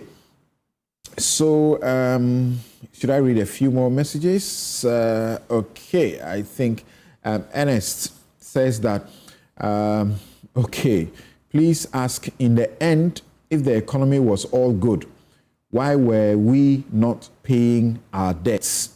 Thank you. And relative to agricultural growth, to the country, food inflation, does it make sense? Okay, everybody in the way they are processing what is going on. Okay, please, I don't discuss my take, so I don't really read messages about them. The police officers, those of you who are not happy that I said there shouldn't be a crusade to remove Dampare. Okay, so, and at the risk of, doing something I don't do. So this is how I do my things sometimes. I knew Dampare from nowhere. When he showed up and showed that we can get crime down, we can get people to respect, we can get people to comply with law. It doesn't matter who you are. He was arresting MPs and doing all of that. That's what I do. I just support such people. For example, what's his name? Oliver Bakavomo. I knew him from nowhere. Once he showed up and this messed system, he was beginning to speak directly to it and provide solutions, he became a friend. That's how I do my things. Thank you very much. Now, let's talk about National Service Ghost Name, SkyTrain, and Abronia. The president said that, and I'm going to begin with you, Felix. The president said that he has asked them to put people on wanted lists. I was getting a little worried that he should be saying these things. Oral is very important to him in the scheme of things. Yeah, but ultimately he has responsibility for the government. And you know that the Attorney General does not go to court, at least on some matters, without recourse to the president. So the decision to prosecute people is something that has executive backing, often. Samson, you are right. Oral was a key plank in the NDC 2024 campaign. And if I am not exaggerating, perhaps besides the 24-hour economy, it was the most popular campaign promise. Now, you would ask yourself, how come it became so popular? I think the reason was simple. People saw visible signs of corruption. People saw that there were people in government whose lifestyle did not readily match what they were supposed to be earning. I mean, the scandals used to break out. You, on this program, have delved into many of them. So it was obvious that people were yearning for a certain level of accountability. That is how come Oral became so popular. When the Oral Committee was set up, it gained tremendous public support. In fact, they were inundated with claims and allegations. Over 2,000. Over 2,000 of them. It shows a certain high level of public interest. Now, having been elected with such a wide margin, which margin you can legitimately infer was also contributed to by public expectation that he would take action against evidence of corruption, meant that he had to do what he had promised the people, which is to look into the claims of corruption, and where there is sufficient basis to hold anybody to account, do so.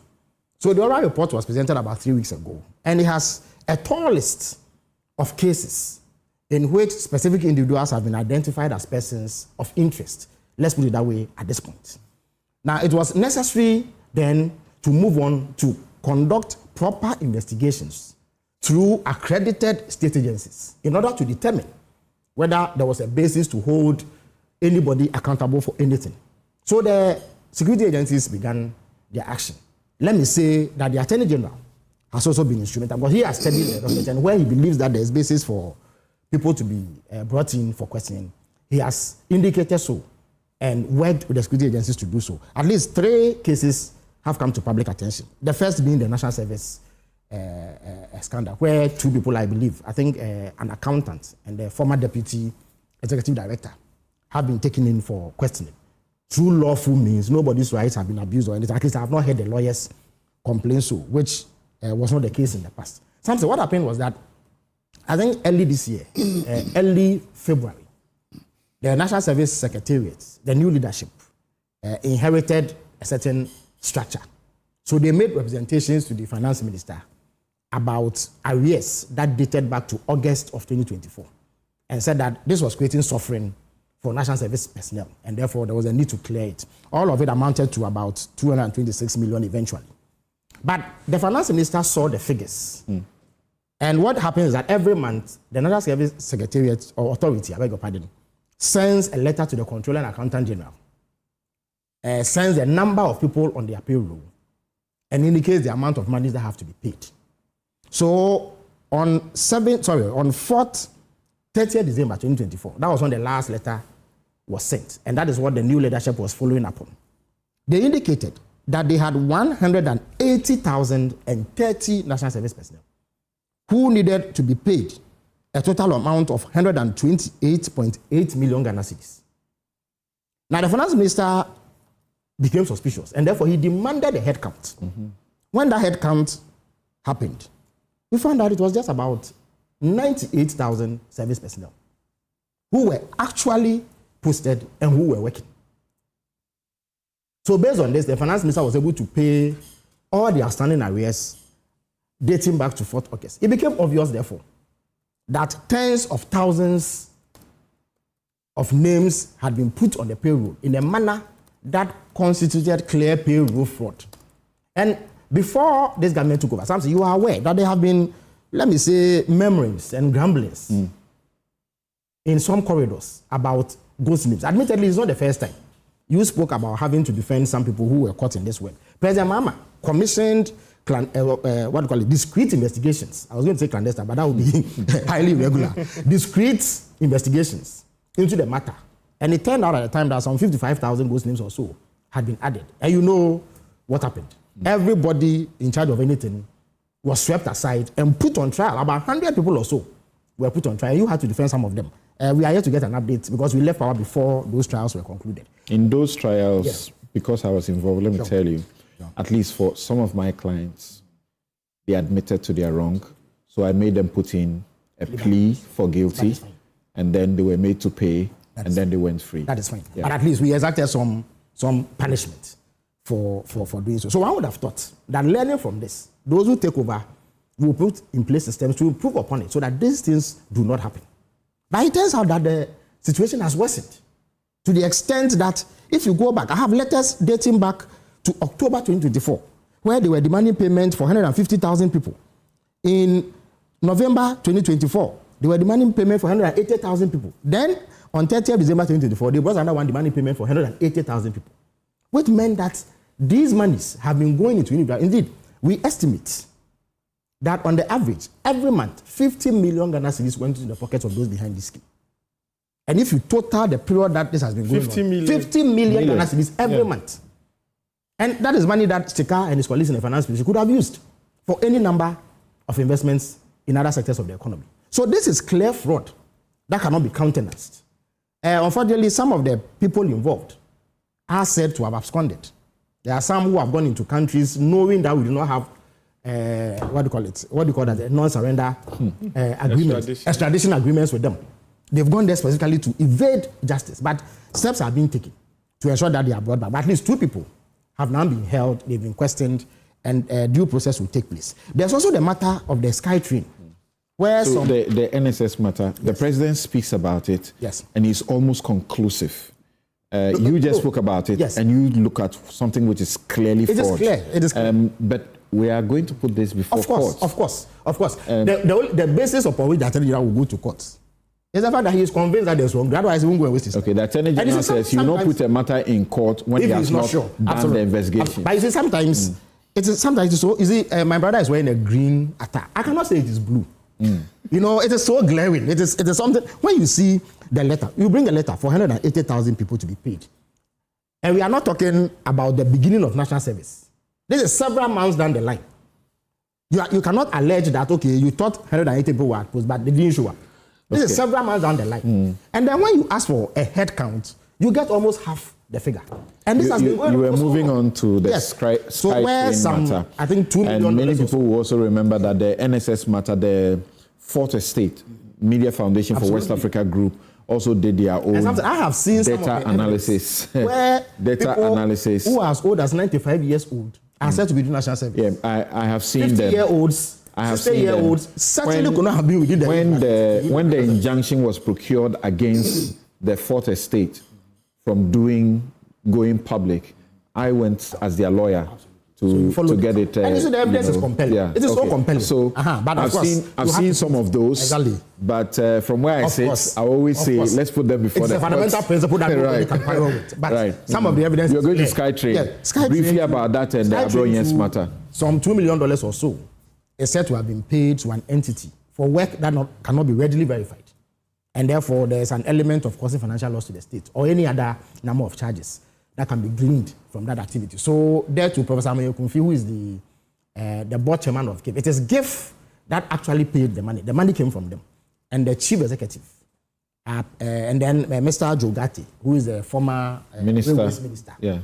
They are persons of interest. So all of them have been invited and they've been questioned pending further investigations. Jogati is clear that there's nothing untoward. No problem. Of course, he's entitled to state. He'll come out clean. Yeah. He's entitled to state. We respect that. Due process must take its course. But as of now, the Attorney General believes that there are questions to be answered, and therefore he's conducting these investigations. Is it a matter of fact that 2 million indeed? Yes, but was it is paid it is yes, for no work done? It has been paid, and yet the work for which it has been paid is not clear. So they must show what specific work was done with this money, and that is why the platform will be created for them. If indeed the Attorney General believes that there's sufficient basis to go to court to present $2 million paid for zero work. They said we were going to do SkyTrain.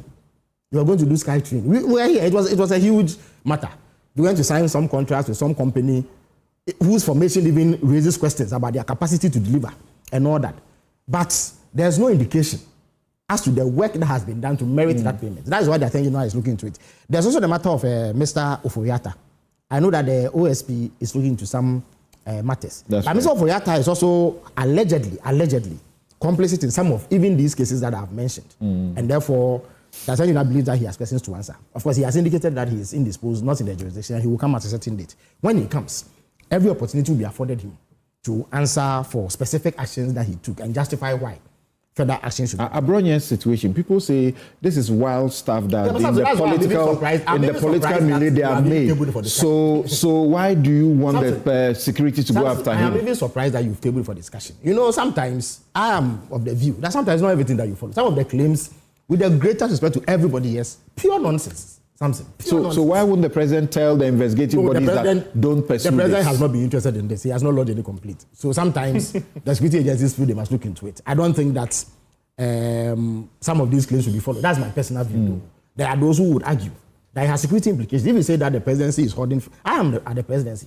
You know, since the ministry was collapsed, I've had to pitch camp at the presidency. You're holding 550 million, which is supposed to be used to be paid.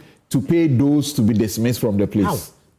How? No, how? Who has been dismissed? No, I mean, it doesn't even make sense. Something. So it's not something I want to waste any time on. He himself has gained a reputation for saying things that, with the greatest respect, do not make any sense. The wheels of justice, they say, grind slowly, but they come to a certain end. Grind efficiently. Right, thank you. I'm not sure whether...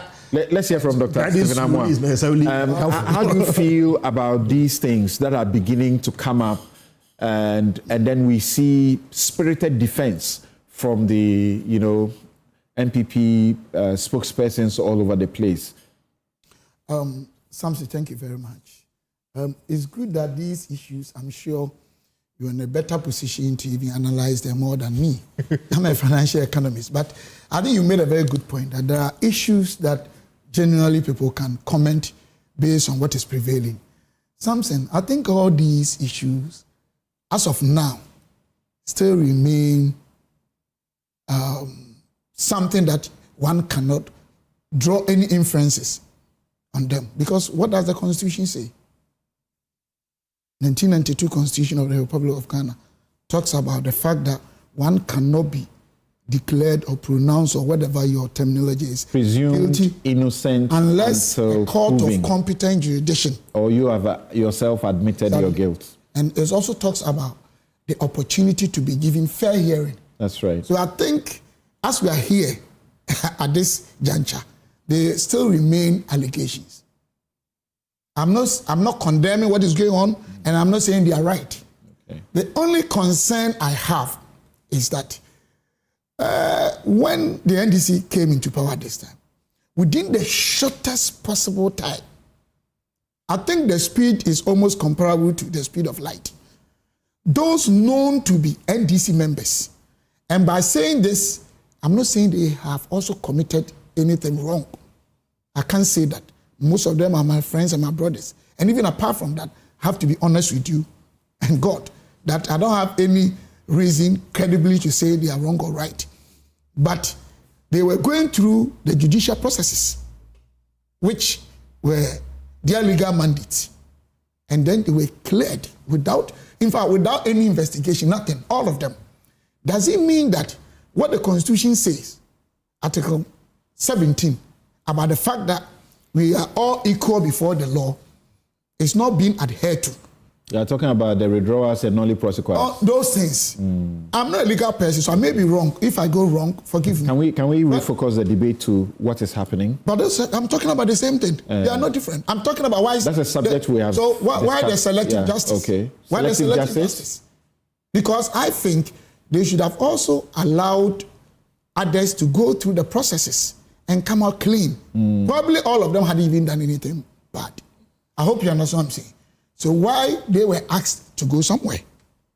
And the others, we had to set a new body to get people based. And we are talking about... Is it your view that because this has happened, if there is suspicion of wrongdoing about anybody in the erstwhile administration, they should also be let go? No, not at all. Okay, thank you. Not at all, but I'm saying that Article 17 says what?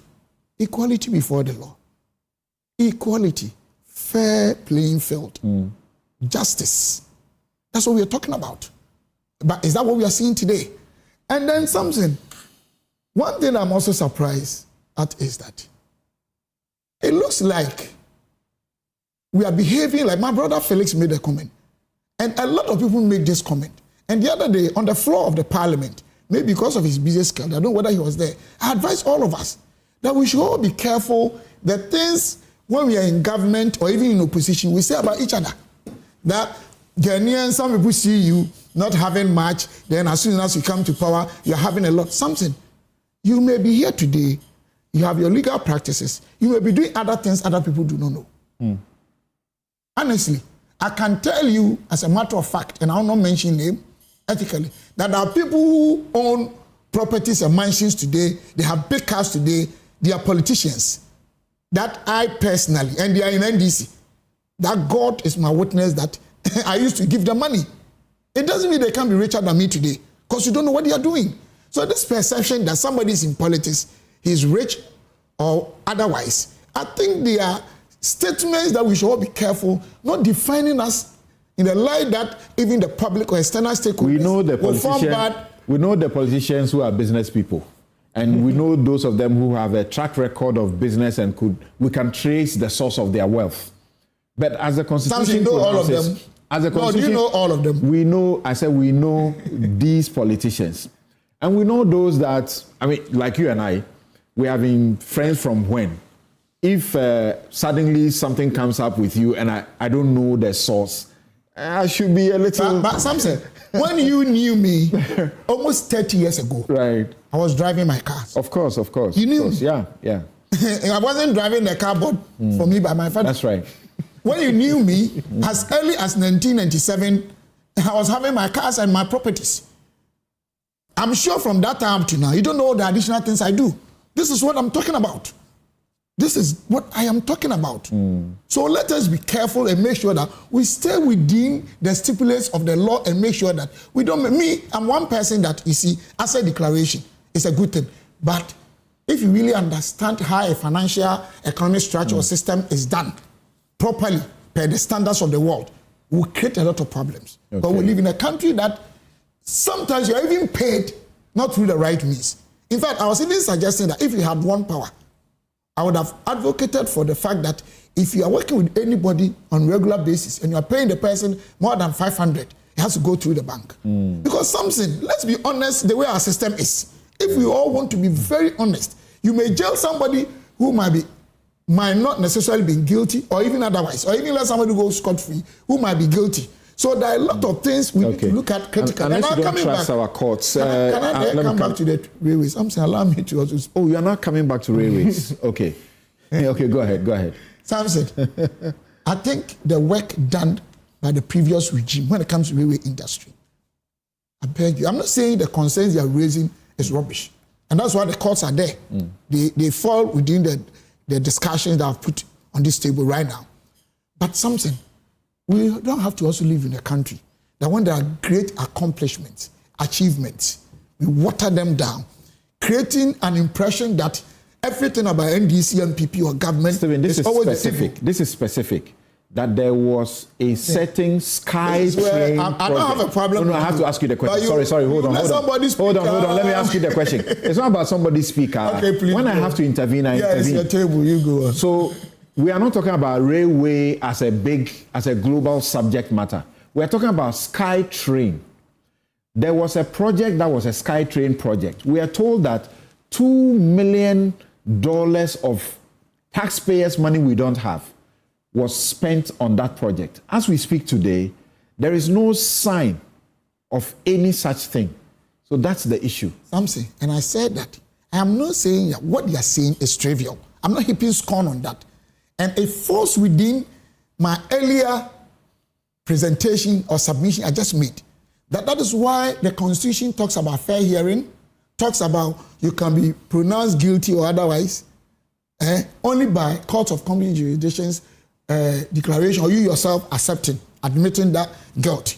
I said that, and it falls within. But I'm also saying that we should always not also dwell on the negatives that go on. It's giving a lot of bad impressions in our society.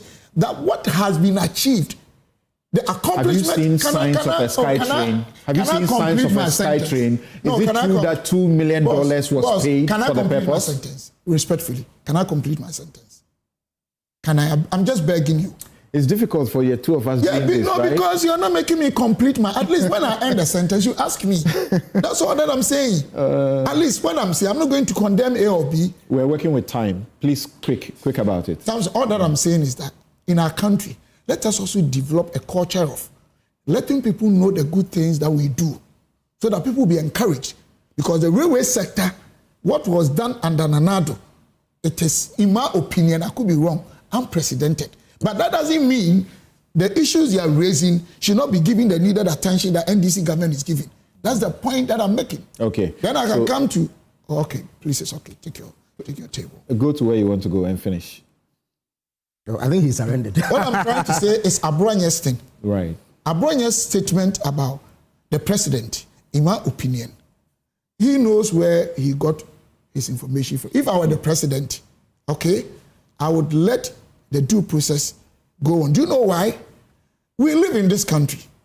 People say a whole lot of things about Felix, about Stephen, about Samson, about anybody. They go scot-free. And it defines a certain opinion. And the public will see you and they think, hey, you are a thief, you are this. Now people hate politicians. But it's not every politician who is corrupt, That's whether correct. NDC and MPP. That's correct. And also, sometimes, it clouds even the good things that politicians do in our country. And it's not only Abronye, it's not only under one regime. This thing has been going on for far too long. You live in a society that people conclude on almost everything. Even if a man and woman sitting in one car, oh, they are dating. If somebody has any bad car, either he's a dealer in one thing or he stole money. I think that perception is discouraging a lot of people in our society, even sometimes, to demonstrate what they have for other people to be motivated and work hard. Right. So I think the process has to be allowed to take its course. If also Abronye knows that, oh, he made one of the flimsy statements tarnishing the image of our president, he should come and apologize. Well, he says he feels intimidated and he will not be intimidated. So let him appear before the... That is all that I'm saying. The criminal investigation authorities, and let's see what happens. But he might have been privy to things we don't know. Yes, 550 million hoarded in the presidency. And he speaks about, credible sources that he has. But how could he have known that? So Bobby, like Stika is saying, well, they are in public service, and the constitutional injunction is that they have to declare assets, and if they have acquired wealth that is not traceable to inheritance, traceable to loan, traceable to gifts, and so on, that would have been acquired in contravention of the Constitution. So once they are in public service, they must also be careful the kind of lifestyle they lead, right? What do you make of the president's pitching of oral as a major plank of his statement, and that these things are beginning to roll out? And do you find problems with him like I do, that he shouldn't be here saying, I've told them to declare somebody wanted? Is that a job of a president to do? Something the president obviously does not have judicial power. The Constitution is very clear. Article 125, final judicial power rests in the judiciary. I heard the president saying that he has directed the state institutions to investigate and take the necessary steps. Perhaps if he goes ahead to actually direct them what to do, then one would have said that he is influencing the exercise of that authority, because no security service is also supposed to act per the direction of any other person. They're supposed to act based on the evidence and then the law. This is Ghana. So, they get pet suspects that they give to them to work. So when Honorable Felix was speaking, I was marking his choice of words, and I must say I was quite impressed. You see, he used words like persons of interest. And he was very careful the words he used, so that it will not be as if there's already a conclusion that these people that are being... But in fact, that is actually the language used in the oral reports. Persons of interest. They don't say Okay, I have not seen the report yet. Okay. So if you so that you will not be tempted to conclude that there's a conclusion somewhere that we must necessarily put these people behind bars. And so every other thing, then you think that, okay, the investigations, everything is only just for the sake of it, but the report has already been concluded. And so if the state entities will follow due process, we've been in this country where the people have been accused, politically exposed persons. They've been put before the courts. At first instance, they've been convicted and sentenced. The conviction and sentences have been overturned on appeal, and even up to the Supreme Court. So I always believe in the judicial system. Whether it goes right or wrong, they are also human beings. They're entitled to make mistakes. But at least the persons who have been accused at whatever levels of the investigation must be afforded the opportunity to go through the due process. I believe that is a fundamental pillar of our constitution and our democratic dispensation, that no president, no politician can either trumpet or be denied that opportunity. Right. And so I'm looking forward to just and honest investigations. The persons that have been affected would have an honest opportunity to put their defenses forward, irrespective of political colorization. Because some of the monies that are being mentioned are monies that could have gone into other projects that will benefit everybody. And so if indeed some of these things have been done, then the people who have done it, not the people who are suspected to have done it, or people merely by virtue of the fact that they occupy certain positions, because there are some times that the people who actually commit these offenses may not be the political heads of these institutions. It's very possible that the political heads of the institutions may not even be aware that some of these things have happened. There are instances where political heads have signed documents that it turned out that the document that they signed were different from the ones that were used to procure the products or the services. And it was only when they were put before court that it turned out that this is not the document that I was signed. And so let's not be quick to jump to conclusions. Sometimes you see that when these stories are put there, pictures of certain heads of those institutions are associated with them. The public perception is fed into it that, oh, this story has been published against this picture. It is very easy for the ordinary person to already, say that, oh, this person is guilty of this. No, but it's your job to read a story. That's what I'm saying. It's not everybody that It could be that your picture has been put up, but yes. The story about you is different. That is what I'm saying, that if the headline is there and the picture is put there, some people may just conclude. That's their problem. But at the end of the day, the person whose picture has been put there would be wrongly, thought of in a certain way. So I am happy. Of saying, if I haven't said something about you and then you think this is how you are thought of, that's your problem. Something. I'm not saying that it is right or wrong. Okay. I'm saying for the ordinary person who may not read all the stories, may be quick, to jump to conclusion. So I will be happy if thorough investigations is conducted into these things. But I want to side with, I don't know if I can call you Sticker too. Oh, perfect. Perfect. I want to side with him on his reaction to Abronye's thing. And Honorable, I think that you should be concerned.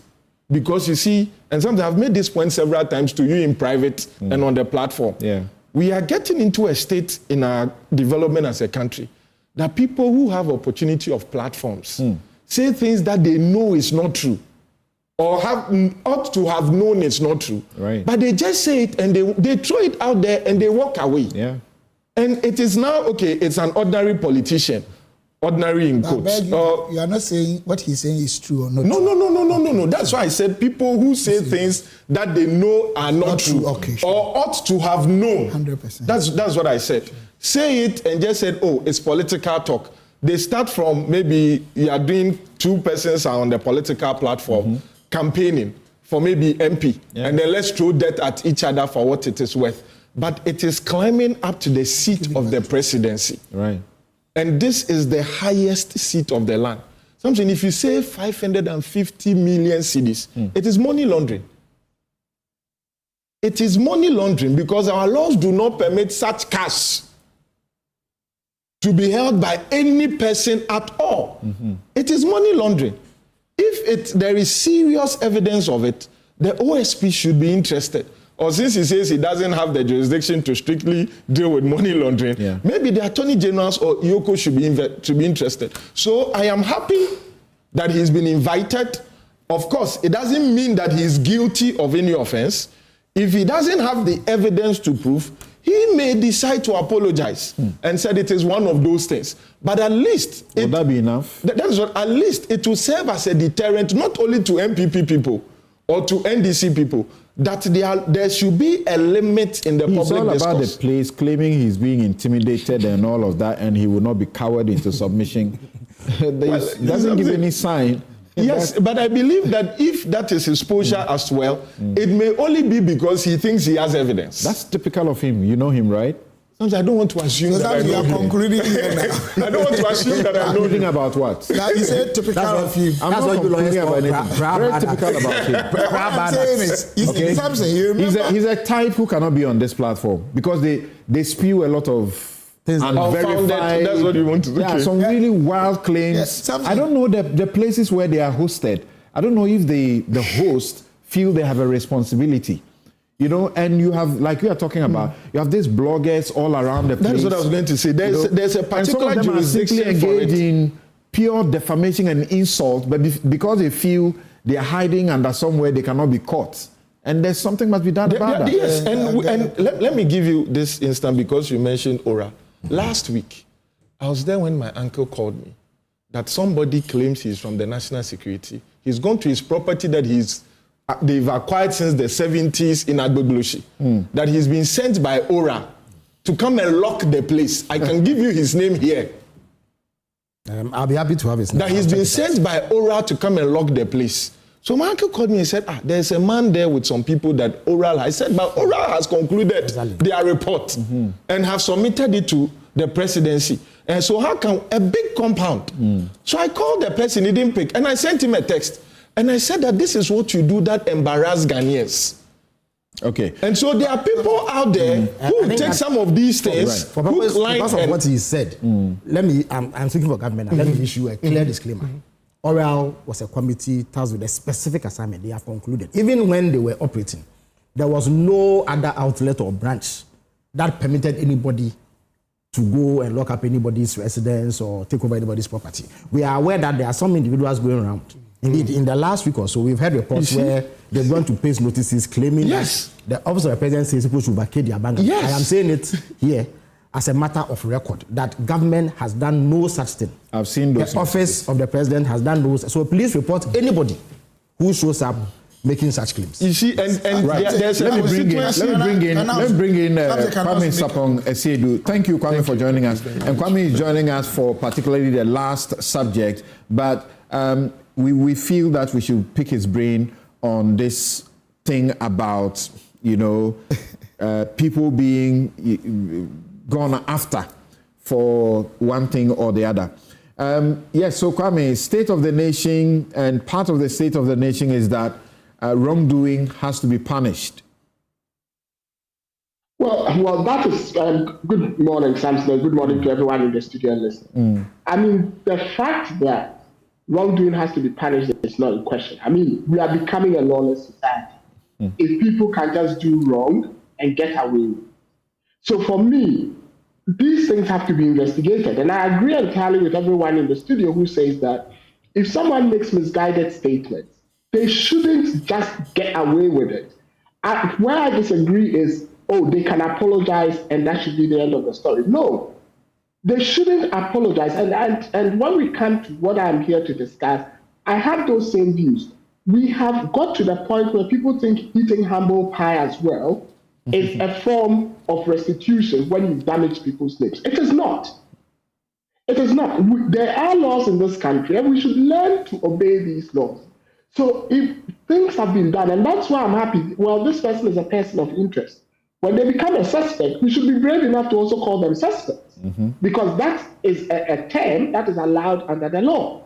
And when they become convicts, we shouldn't say, they were convicted for political reasons. We should call them convicts. We need to get to the point where we need to dissociate what we do as partisans from crime that people commit in the name of political parties, and stop supporting them simply because we think they align with our political color. And when they've committed a crime, and we agree that they've committed a crime and have been rightly convicted, then what it means is that our political party is criminal. It doesn't mean that. You realize that Dr. Amwa has been very careful not to blanketly go to anybody's defense because the people belong to, his party. But that's the general approach you find around. People who may not have even known the people who have been invited, who do not know where they live, do not know their worth, are all about the place defending and saying this is political witch hunt. Yes, and that's what I find very, very strange, especially on social media. You see people who have no idea what happened, who probably haven't read the initial allegations that are being made, are not aware of the extent of the investigation that state security agencies have engaged in, just coming out and defending and saying it's witch hunt, it's this, it's that, it's that. And if you look at something like the Sky Train, for example, without apportioning culpability to anybody, are we honestly saying that as a country we can afford to lose $2 million United States dollars for no work done, simply because the people who took the decision belong to a political party? I think that's preposterous. We need to get to the point where we call people out and say, this is wrong. Do a lot of the people on social media who are defending and saying it's political witch hunt, blah, blah, blah, haven't even seen $10,000 before.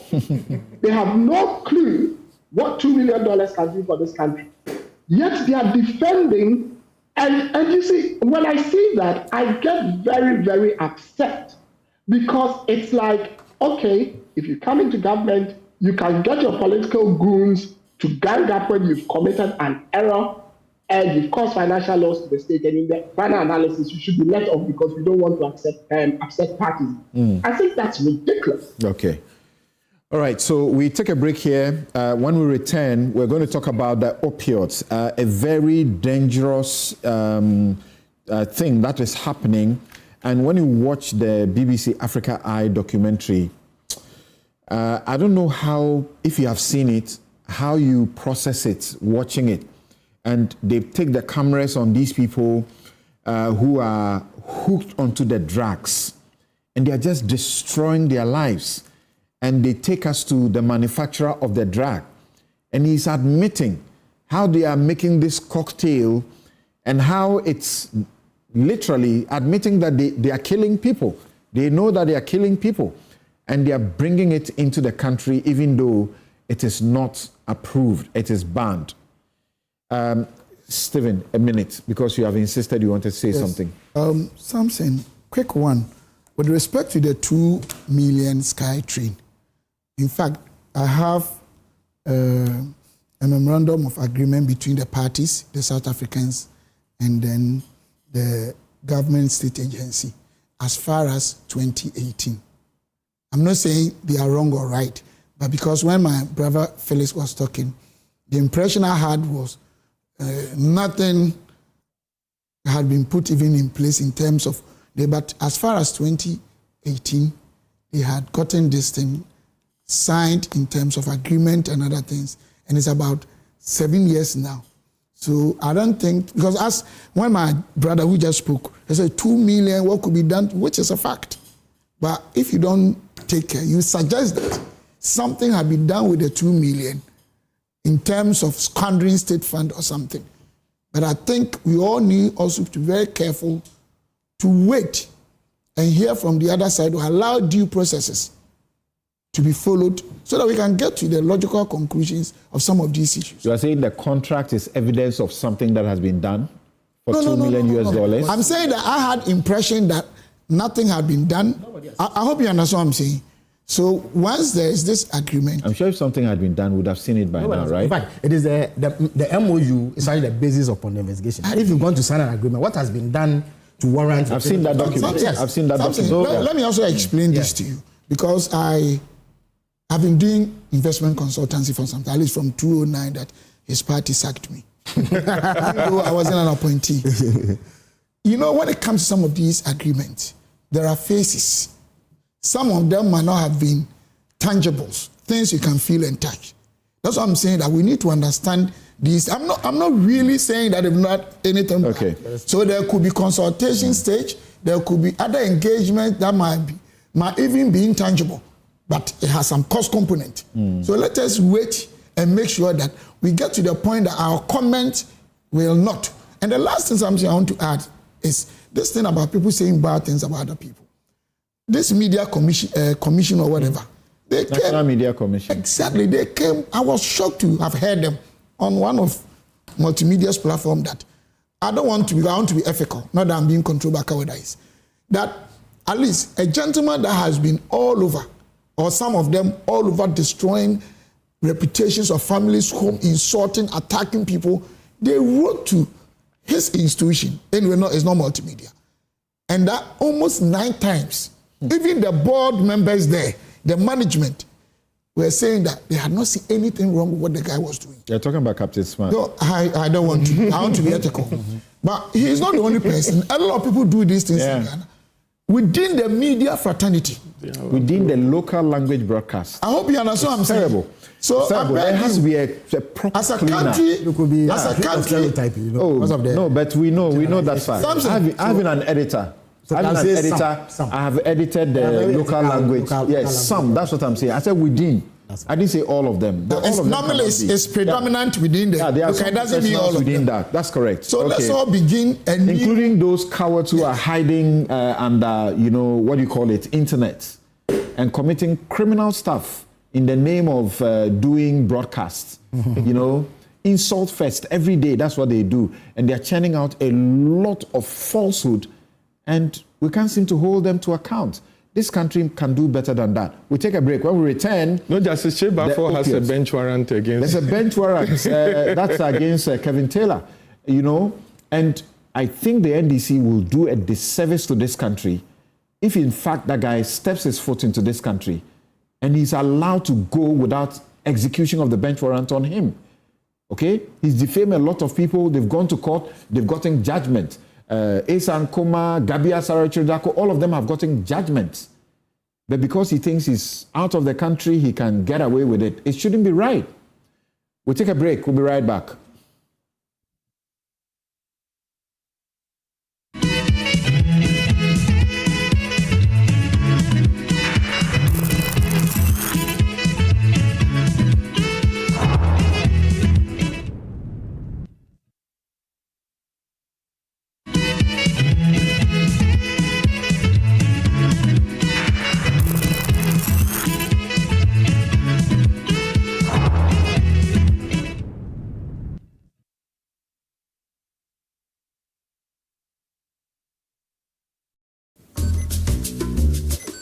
Fiscal is showing his boss the efficient new technology they've installed.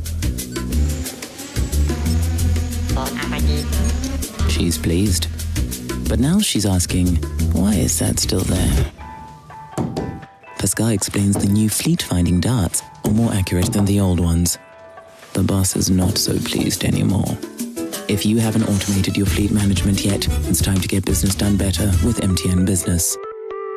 Excellent furnishing in a real estate business is a great deal for survival. My struggles as a young estate developer were cut short when I discovered Furnart Ghana. With quality furniture made from the finest woods and amazing after-sale service, Furnart Ghana changed my story with every single home I built. It's a one-stop shop that serves the interests of clients with a variety of living room and dining sets, solid wood kitchen installations, wardrobes, doors, cabinets, beds, pergolas, floor parquets, and many other wooden products that will last a lifetime. With Furnart Ghana, all clients are offered the opportunity to customize furniture to their specifications, and the smile on their faces says it all. Thanks to Furnart, now your home can look beautiful with furniture that would last for generations. Visit Furnart Ghana today and share my story. Locate us at Yaniba Estate, Osu, Accra, or call 0303 966 085 or 055 278 4097. Think wood, think Furnart. Ladies and gentlemen, we're going to demonstrate to you the superior properties of Flamingo paint as compared to other paint brands on the market. We take equal quantities of Flamingo paint and this ordinary paint. We then dilute them with water. And now, let the test begin. The gentleman on the left is going to apply the ordinary paint, and the gentleman on my right will use the Flamingo superior paint. As you can clearly see, Flamingo has the obvious better hiding. Furthermore, Flamingo has painted a much larger area. You know, one bucket of Flamingo paint is equal to several buckets of any other paint brand on the market. Flamingo paint is made with superior formulation to give superior durability, superior hiding, superior coverage. Flamingo paint, simply superior. Yeah, Bungo. Hey, again.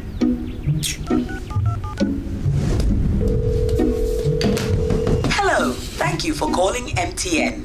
Yeah, this is Jerry. Jolly J for short. Hi Jerry, how may I help? These days I'm not happy with you guys at all. What you guys do is not cool, crowd. How do you mean, sir? You've been giving Bongo gifts all the time. Who is Bongo? Oh, Bongo, my friend. He purchased in my room. You don't know Bongo. Oh. I've been giving him free gifts, but I don't. That not be gift is him. That's MTN rewards, sir. You can also get freebies because on MTN, doing always gets rewarded. Doing more of the things you love. Talk, text, browse, and more, and you get to redeem free call time or data by simply dialing *550#. Oh, sir. Yes, and on Fridays, you can even get extra special rewards like food vouchers, shopping discounts, and much more. Didn't tell me anything, no. He will move out. Doing gets rewarded, eh? Hey, but your voice is really nice, so. Would you like to know how I got the name Jolly J? That won't be necessary, Mr. Jolly. Calling customer care service doesn't give you points. I'm gonna call my mom. I'll call my grandmom. I'll call my ex. That girl can talk, Papa. Hello, Mama. So what's the topic for today? MTN. You're strong and you're tough. Syntax tank, syntax tank. Ladies and gentlemen, I beg you, check your tongue and get syntax. SINTEX. Where you're just over 25 years, we are made in Ghana water storage solution. You were green, you were blue, colors in here. They break. That's it, your baha, your mom free water. And we have over 400 agents nationwide. Just say, Ghana Finance, yeah, baho. Find us on social media, Syntax Ghana. Can nominate here. Say Giovanni, Syntax, I need you in this community. And it's that simple. I will be there myself. Syntax Ghana page. All right, so just like that, we're wrapping up inside Tessie. Syntax Tank! Hey, strong! Hey, strong! Yeah, Bungo. Hey, again.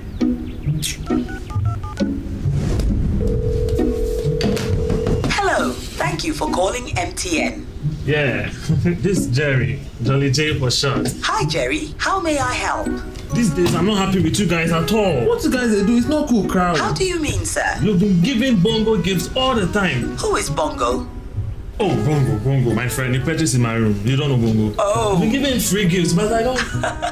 That don't be gift is him. That's MTN rewards, sir. You can also get freebies because on MTN, doing always gets rewarded. Doing more of the things you love.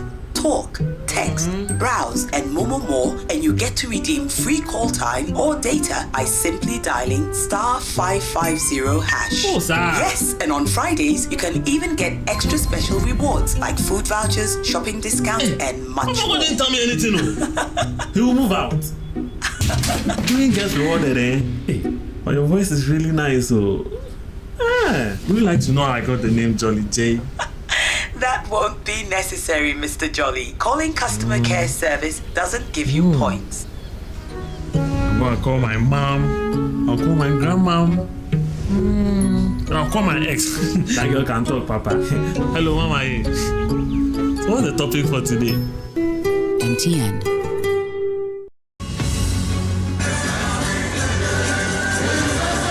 Yebeye medical tourist destination. Campaigns are fought hard. The citizens vote, and then a winner is declared. I have the singular honor as the returning officer to declare His Excellency John Dramani Mahama as the winner of the 2024 presidential election. The winner takes it all. But do politicians ever go back to the citizens to ask them what their expectations are? And do the citizens get to engage government about issues that matter to them? The CDD Ghana Citizen Expectation Town Hall strain will travel across the country, collecting and collating the expectations of citizens of their government. On the 25th of February, the train stops in Sunyani in the Bono region, Koforidua in the eastern region, and Wa in the upper west region. On the 27th of February, in Takrady in the western region, Techiman in the Bono east region as well. And then on the 3rd of March, in Accra in the Greater Accra region, and Dambai in the Oti region. And on the 4th day of March, in Kumasi in the Ashanti region, and Cape Coast in the central region. These will be followed by 4 town halls for special groups. First, the youth in Tamale in the northern region on the 11th of March. Then, for women in Ho in the Volta region on the 13th of March, followed by people living with disabilities in Accra in the Greater Accra region on the 18th of March. And finally, for the aged, also in Accra in the Greater Accra region on the 20th of March. Join the conversation now and share your expectations on CDD Ghana's social media platforms using the hashtag CitizenExpectationGH and also on this radio station. From the 25th of February to the 20th of March 2025, follow the 10 regional town halls train and 4 special groups town halls on this radio station and all CDD Ghana social media platforms. The CDD Ghana Citizen Expectation Town Halls is powered by the Adom and Joy brands of the Multimedia Group with generous support from the Foreign, Commonwealth and Development Office.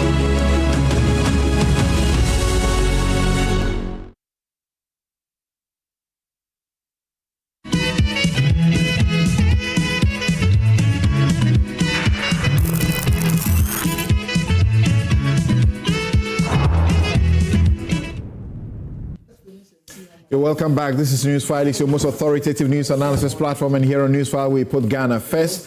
And Daniel W.Y. Asari says, you see, Dr. Amoah's attempt at rationalizing clear signs of fraud by seeking to hide behind legal provisions is just annoying. How many of them could have made same money in private businesses? K. Amoah says, it is like Dr. Amoah never answers questions on the program. How is it that as a Deputy Minister for Finance, explaining why the 2 million was paid for the SkyTrain project is a problem? Gasma 1 says the fight against corruption can't be won without the posturing of the judiciary. I don't get that. Remember their stance when the Fourth Estate had sought to go public on the NS scandal, then the Cecilia Dapa issue, I'm sorry, but they are enablers. So your understanding may be different, but that you cannot say that the judiciary, that's what they do. Felix Apia Fabian says, Phillips Kwachio Fosu is solid. Unfortunately, the former director of communications at the presidency, Eugene Ahin, failed to do likewise under the Eswell administration. Okay, so those are some of your views there. Thanks for them. Yakubu Ibn Chamba says that, Yakubu, that's too long. I can't read. I'd rather not attempt to read at all. So if you're sending a message you want me to read, keep it as crisp as you can. Okay, so I'm seeing some of your messages. Too long. I can't read the letters. I'm sorry about that. This program is brought to you by the kind sponsorship of Bank of Africa, as strong as a group and close as a partner, MTN, everywhere you go. Ashesi University, educating ethical and entrepreneur leaders for Africa. Robert & Sons Optical Services, your comprehensive eye care service provider for 33 plus years. My Way Insurance, dial star 165 hash on MTN to join My Way today. DBS Industries, Rooping, Papa Fie, Flamingo Paint, simply superior. Syntax Tanks, it's strong, it's tough. Activa International Insurance, our clients, our passion. Now, let's listen to just a small bit of the BBC documentary, and then we'll come back to the studio and have a setting discussion. Thank you very much. Let's hear this.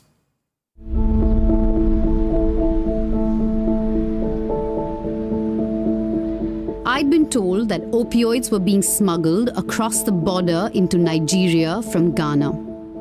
So I made contact with journalist Yaya Masuhudu. He's based in Tamale in northern Ghana, a city that's been hit hard by a recent rise in opioid use. I was born and bred in Tamale. I've spent almost all my life in Tamale.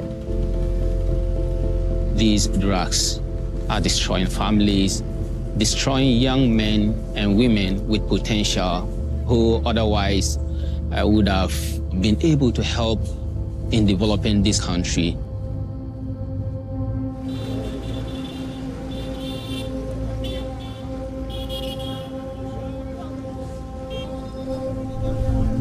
The local chief is so concerned that he's given the go-ahead for a citizens' task force.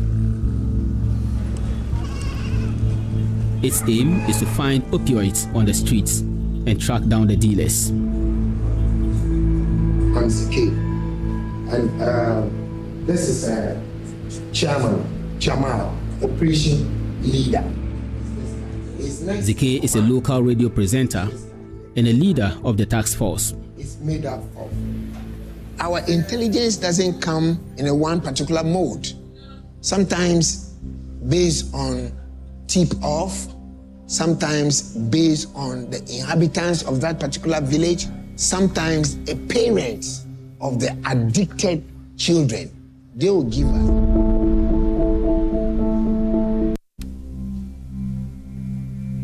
Hi, it's Ravi. Hi, Yaya. Good to see you. Did you get the photo? Don't call me Mr. Jamal. You are proving me what? The man in yellow is just a small-time local dealer.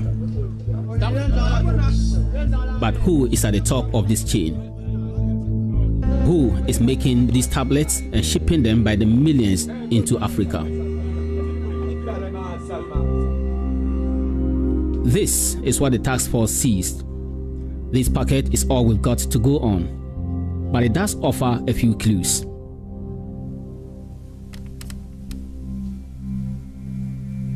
Hi, it's Ravi. Hi, Yaya. Good to see you. Did you get the photos I sent you from the raid the task force did the other day? Yeah, I have them pulled up on my computer now. The product is called Tafrodol. The Ghanaian FDA have confirmed to me the product is illegal in Ghana. It's made of two substances. One is called tapentadol. Thank you very much. So it's a long one, but we are unable to show you as much as we want to,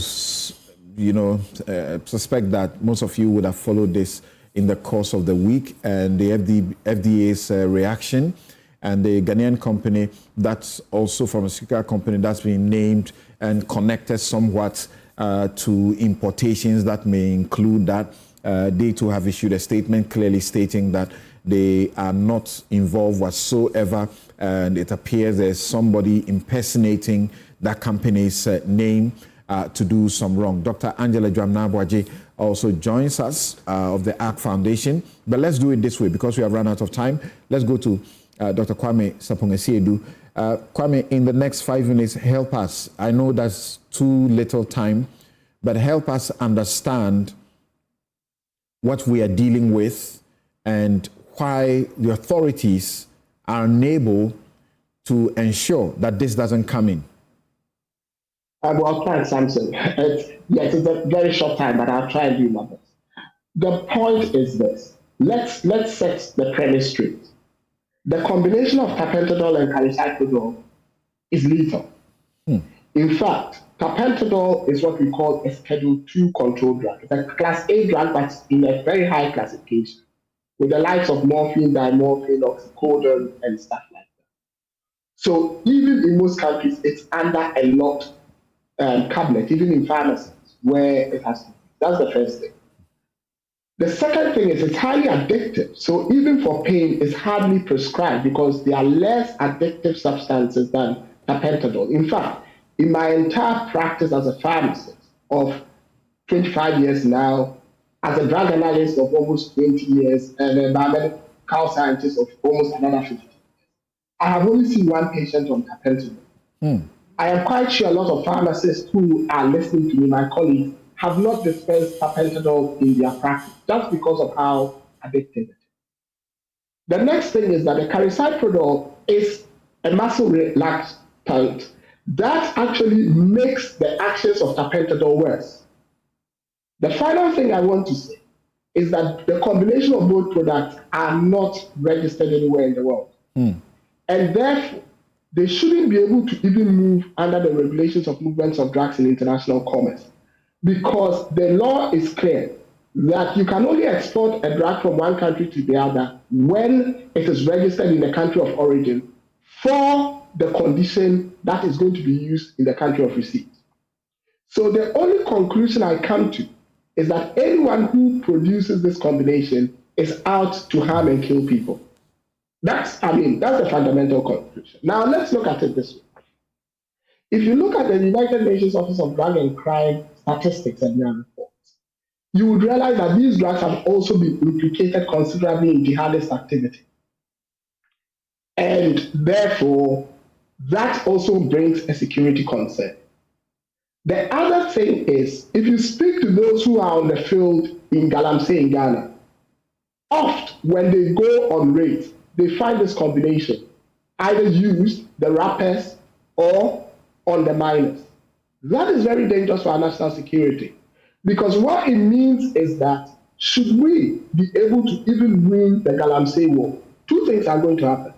The people would not have the money to fund their illicit activity, that's taking this tapentadol product. And number two, the country doesn't have the rehabilitation facilities to deal with the level of addiction that it brings. Now you ask the other question of how is it getting into the country? That's rather interesting, but I'll help you understand. You know, if you watch the documentary, you'd realize that Avio are clear that they cannot get the product into ports in Nigeria, but it's easy to get it into Ghana. Yeah. They are also clear by showing consignment notes that the products left the ports in India. They show the consignment notes with payments made. So there's clarity that the products left the port in India, which means the products landed in Ghana through legal routes, not through porous borders. So anytime I see that it's written that it's because of our porous borders in this instance, I beg to differ. And I'll tell you the other link. Actually, the FDA said that in December, authorities intercepted a container en route to Nigeria, discovering substantial quantities of unapproved drugs, including 181 cartons of Royal 225 milligrams tapentadol and carisoprodol. Please, I can't even mention their names. And 90 cartons of tafradol, 120 milligrams. These illicit products were seized and destroyed following a court order in January of 2025. The FDA says that it has also taken action against local entities involved in the Avio Pharmaceuticals. Samo Pharma, a registered importer, has been directed to cease collaboration with Avio Pharmaceuticals and its exporter, Westfin International Private Limited. Then they talk about additional measures that they are taking. Yes, and so Samson, that was where I was going to. That the products were seized by the FDA means that the products got through our ports. It was NACOC, Narcotics Control Commission, who had intel that led to the seizure. So that is complete confirmation that the thing is coming through our port, and that is scary. Do you know why that is scary, Samson? It is scary because customs are custodians of our ports, whether it's Tema, whether it's Kotoka, or whether it's Takran. When a medicine comes in, a medicine strictly is a red-channeled product. So the FDA have to be informed and NACOC have to be informed. That those containers got out of our ports without the know of NACOC of FDA means that there is some level of complicity from the customs because the drug didn't go through the right channel. That tells me that there isn't enough collaboration between the agencies that are supposed to secure our drug supply chain. Because for starters, the product went through the wrong route. And that shouldn't happen to a medicine. That tells me that there's a serious leak at our ports of entry when it comes to medicines entry. So there are serious questions to be answered between the customs and why they are not bringing these standard regulatory agencies, as in the FDA and NACOC, to supervise the clearance of these things and why they're going through the wrong route. What went through your mind as you listened to the manufacturer speaking to the BBC guys who were pretending, at the time to be people who were interested in importing them? Well, what went through my mind is this is a criminal. I mean, it's pretty straightforward. And the other thing that went through my mind was that they have criminal accomplices in West Africa and in Ghana in particular. Because Samson, don't get me wrong, the quantity of drug that is coming in, like the containers that were in transit, cannot be imported by the peddlers that you find on the streets. That's right. Internally. They cannot be imported by the people you find on the Galamsey side. They are people who are bringing these products in. And they are bringing it in for one reason only, to compromise our security. From what you know, how widespread is the the use of these drugs by sections of the youth in this country? Samson, that's why when this happened, if you ask your production, I refused to speak on this for a long time. It took them up to Wednesday to get me to speak. The reason was that we've been talking about this for 10 years, and it's very widespread. In 2019, for example, when Livestream was then the African coordinator for counterterrorism, I had over a 2-hour conversation with him on these products. If you look, the FDA has intercepted some of these products in over-the-counter shops and on drug peddlers as far back as 2022, 2023. So these products have been on our market for a very long time. All right. And let me conclude this way, Samson, because it's important. What worries me, even though I think customs have a huge question to answer, is that when the FDA finds these products in over-the-counter shops, they are issuing administrative fines. I totally disagree with that. Okay. Because for people who have these products, they should be leading us to the source of the product, and they should be criminally prosecuted. So whether it's the Pharmacy Council or the FDA, when they are found, they need to be dealt with. So the use is widespread, and we are handling the problem badly. That's how I want to do. All right. Dr. Angela Jomnabwaje, apologies because of how things have panned out. Now, let's get to know what sense you make of what is happening and what ought to be done from where you sit. It's positively frightening. I mean, when I saw the report and I heard what the man said, I said, this is a murderer on the loose, and we shouldn't take it lightly at all. If these drugs have been on our markets for years, then it's because somebody is not doing their work. And, you know, our problem has been, for me, a lot of the fallouts that come because we are not able to coordinate our work properly. Okay, and it has been made clear by the speaker before me. We already have a drug problem on our hand.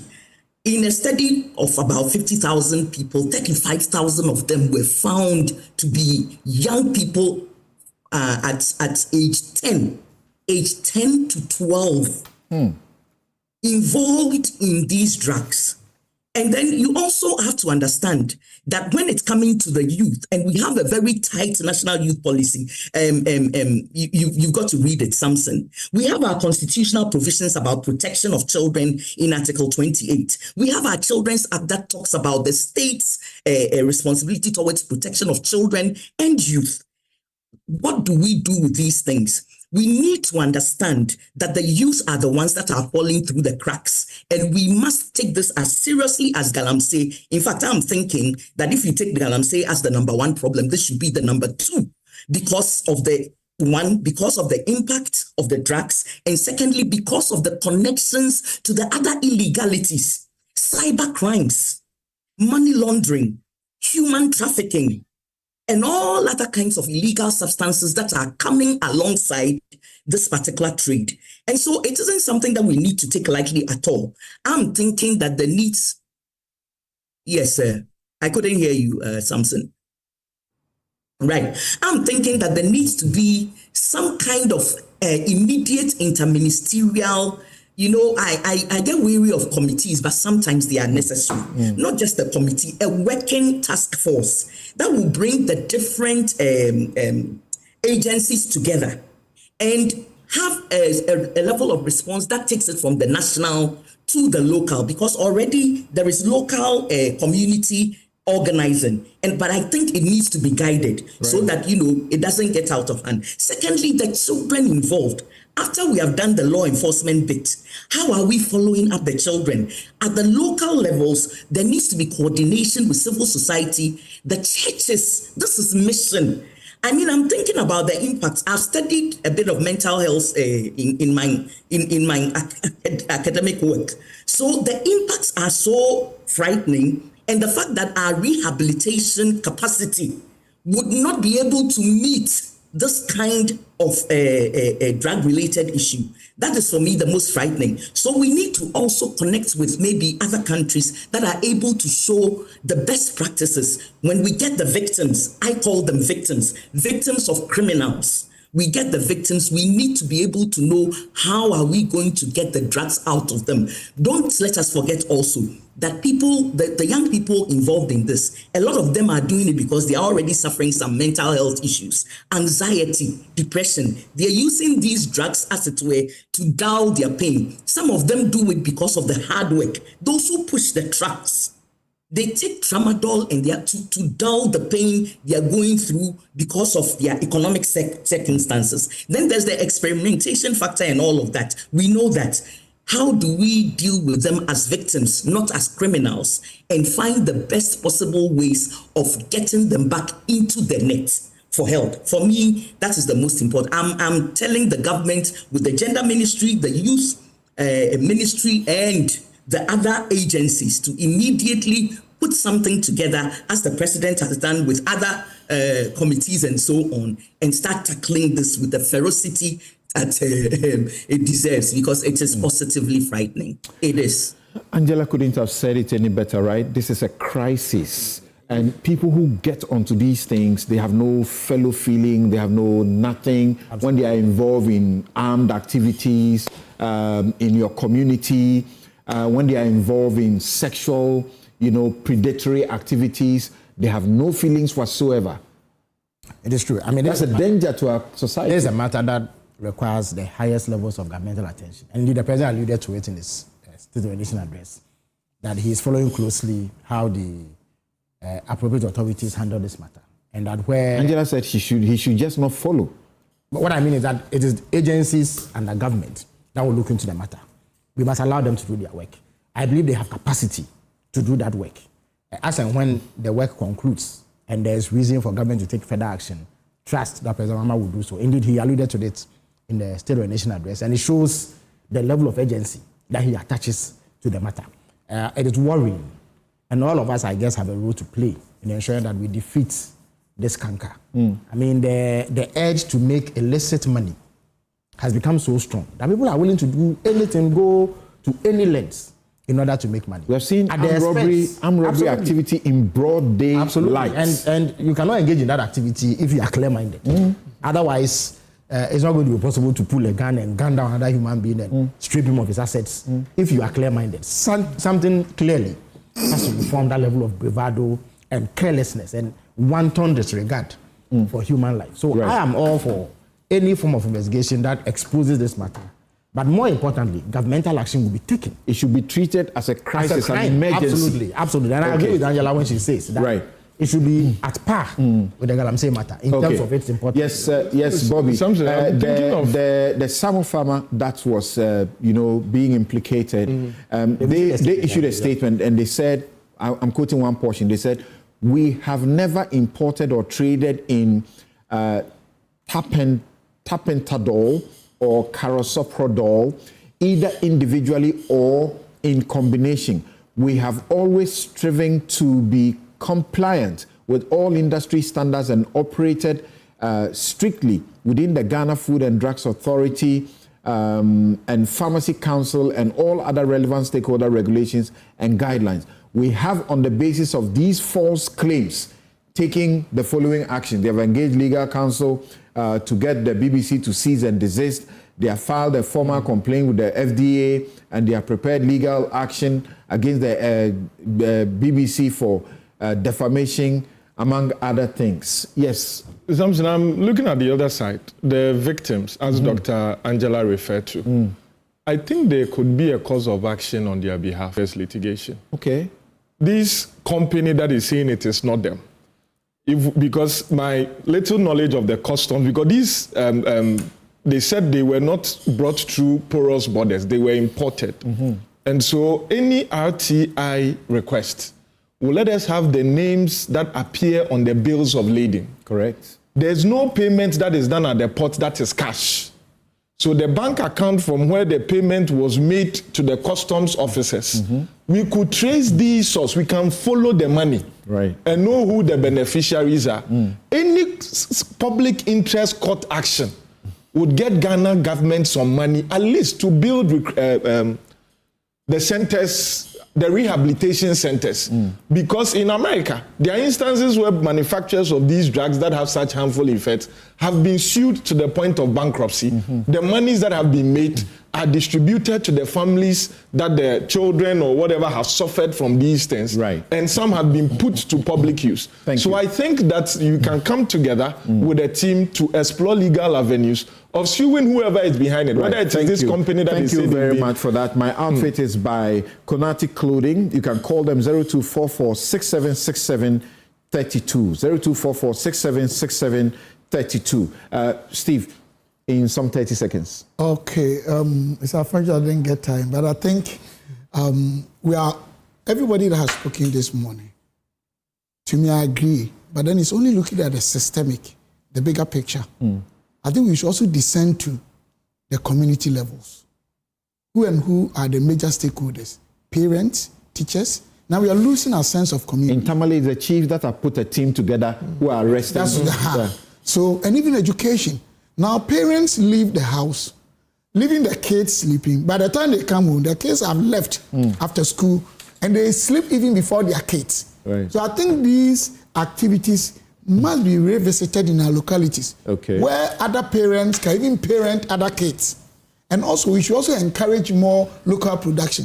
Because importation of drugs are leading to some of these things, and also upscale their performances, the stakeholder institutions such as FDA, Standard Authority, and all that. And I think as a state, all of us must begin to Thank you very much. The advocacy. My guests have been Felix Kwachio-Fosu, Minister of State Government Communications, Dr. Stephen Amoah, former Deputy Minister for Finance and MP in Shaiso, Bobby Bansing is a lawyer and a teacher of the law at the Ghana School of Law. Dr. Angela Jamnabwaje is Executive Director at the ARC Foundation, and Dr. Kwame Sapong-Asiedu is CDD Fellow in Public Health. Join me tomorrow, 2 p.m., as we continue with part 2 of the subject that I have been treating with the judges on reforming the judiciary system. And my guests will continue to be Her Ladyship Justice Afia Sawasari Boche and Lydia Osei Mafo, all of the Court of Appeal. Have a good afternoon.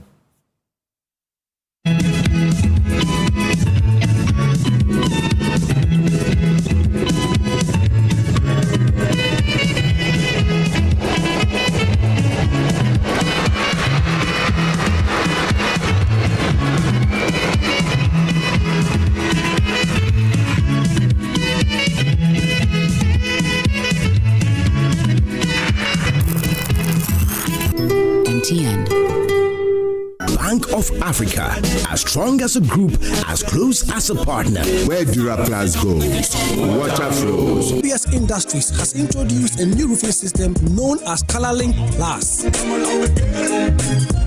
Flamingo paint, simply superior. Syntax tank, are you strong? Are you tough? Cherry Tree Properties. We develop spaces as though we were going to occupy them.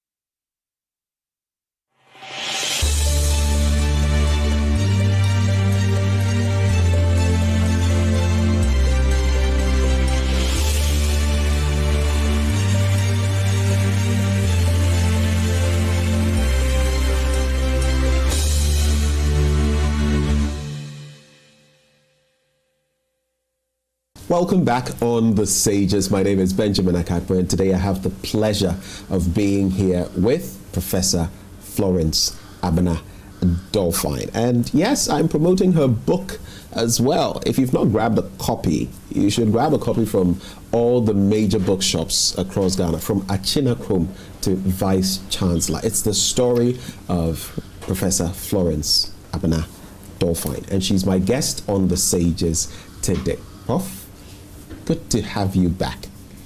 So, Wesley Girls School, but back in the day, you could find yourself in a boys' school as well, and it was all good.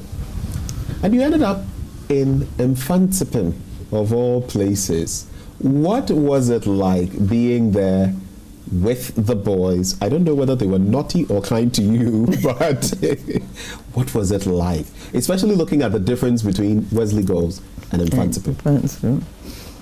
Yeah, well, fortunately, we actually lived in Wesley Girls, and we're buzzed to, I said buzz, it was one of these wooden trucks that took us to Mfantsipim for classes. Was it the, what do you even call bone it? shaker. The bone shaker. Yes, okay. Yes. That was the only thing available those days. I mean, I think maybe schools like Achimota would have buses, but that was the, even when you had to go to a hospital, your friends have to help you to get into the bone shaker, and then you go to Cape Coast Hospital. Yeah, so we went to Mfantsipim in the morning for classes, and that's where we would have breakfast, and then after classes, at the end of the day, we will have lunch with the boys, and then the school lorry will come and take us back to Wesley Girls. So we were there with the boys most of the time, you know, and we had one thing you couldn't get used to was that we go to the dining hall and we will be sitting there taking our time eating. The next thing you know, the boys have finished eating and they started talking, and you say, wow, and we haven't finished. So really, we got the kitchen staff in Western Girls to know that as for lunch, we will never finish lunch in Vancouver. So they would always have something nice for us when we got back, you know. Because there were not many of us. There were, how many? There were 3 ahead of us, and there were 5. So 8 girls, you know. Only 8 of you. Yeah. Who were in the sixth form. So 3 of them had already gone to started classes in infancy before we went. I see. So, I mean, you did your 6th form. So was it that you only had your classes in infanticipim, or you actually got to mix with the boys in terms of studying at infanticipim? We sat in the same classrooms with the boys. Okay. We would have breakfast there with them, and we have lunch with them before coming back. I see. And it was interesting. It took some time for both the teachers and the boys to get used to us, you know, because the teachers felt uncomfortable. Because, you know, if a boy did something sort of silly in class, they would, they had no problem telling them off, you know. But because we were there, they didn't want to embarrass them. So now there was that factor of a bit of discomfort because yes, they had to comport themselves around the ladies. I know. It was quite... and the thing is, we also...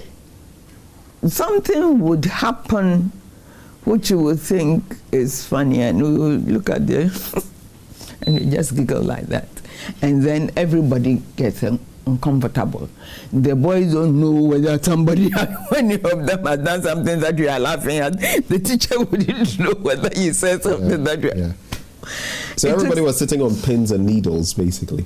Very much so. Later on, we realized that, no, we should stop the giggling. Okay. Did it make you, the girls, yourselves, a bit uncomfortable?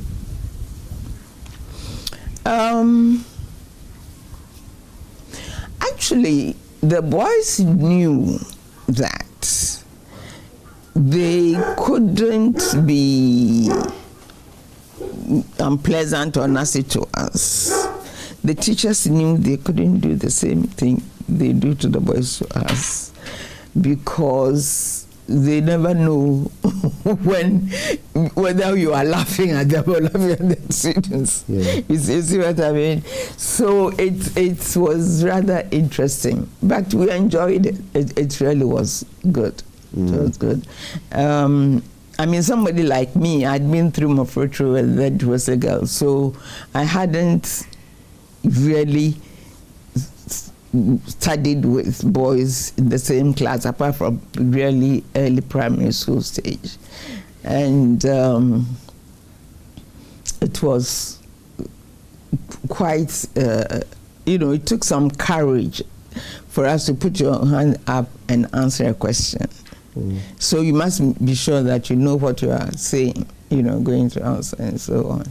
And the masters just loved us because, you know, when they asked the girl a question, she will answer to the point. If they ask the boy a question, number one, the first thing we noticed about the boys is that they will be reading all these storybooks and copy the big words and then the meanings and try to use it at the earliest opportunity. To impress. And the masters, it took, they kept, you know, it was actually very uncomfortable for us because they would read your essay in class. Right. And tell them that, look, you know, yeah, they'll read out one of, you know, there's essay of one of the girls in class and let them know that you don't need to use big words to convey what you want to say. And I think, I hope that in the long run, it made an impression on the boys, because we realized that the habit was to the first word they would come across, they would write it and write the meaning and try to use it at the first opportunity. Right. And then the context may not be quite right and so on. So that is something the teachers used to say, which initially it made the boys uncomfortable, but after a while it was fine. And so even your daughter attended pre-sec legal? Yes. So it was very common then because there were no sixth forms in these institutions. And Wesley girls didn't have a sixth form science. Okay. And those days the science teachers were usually white women in the girls' schools. You see? Yeah, because the girls' schools happen not to have too many female science teachers. Wesley girls, the science teachers were all white. And we didn't have a sixth form science, so she did a sixth form at pre-sec. And we went to Infantsville because we didn't have, we did arts, but we didn't have even sixth form teachers for arts. Those days, Wesley Girls was a Methodist school, and all these mission schools had white women who were these lecturers in science and senior sort of subjects and so on. And therefore, it wasn't very easy. I mean, there was a limitation on the different types of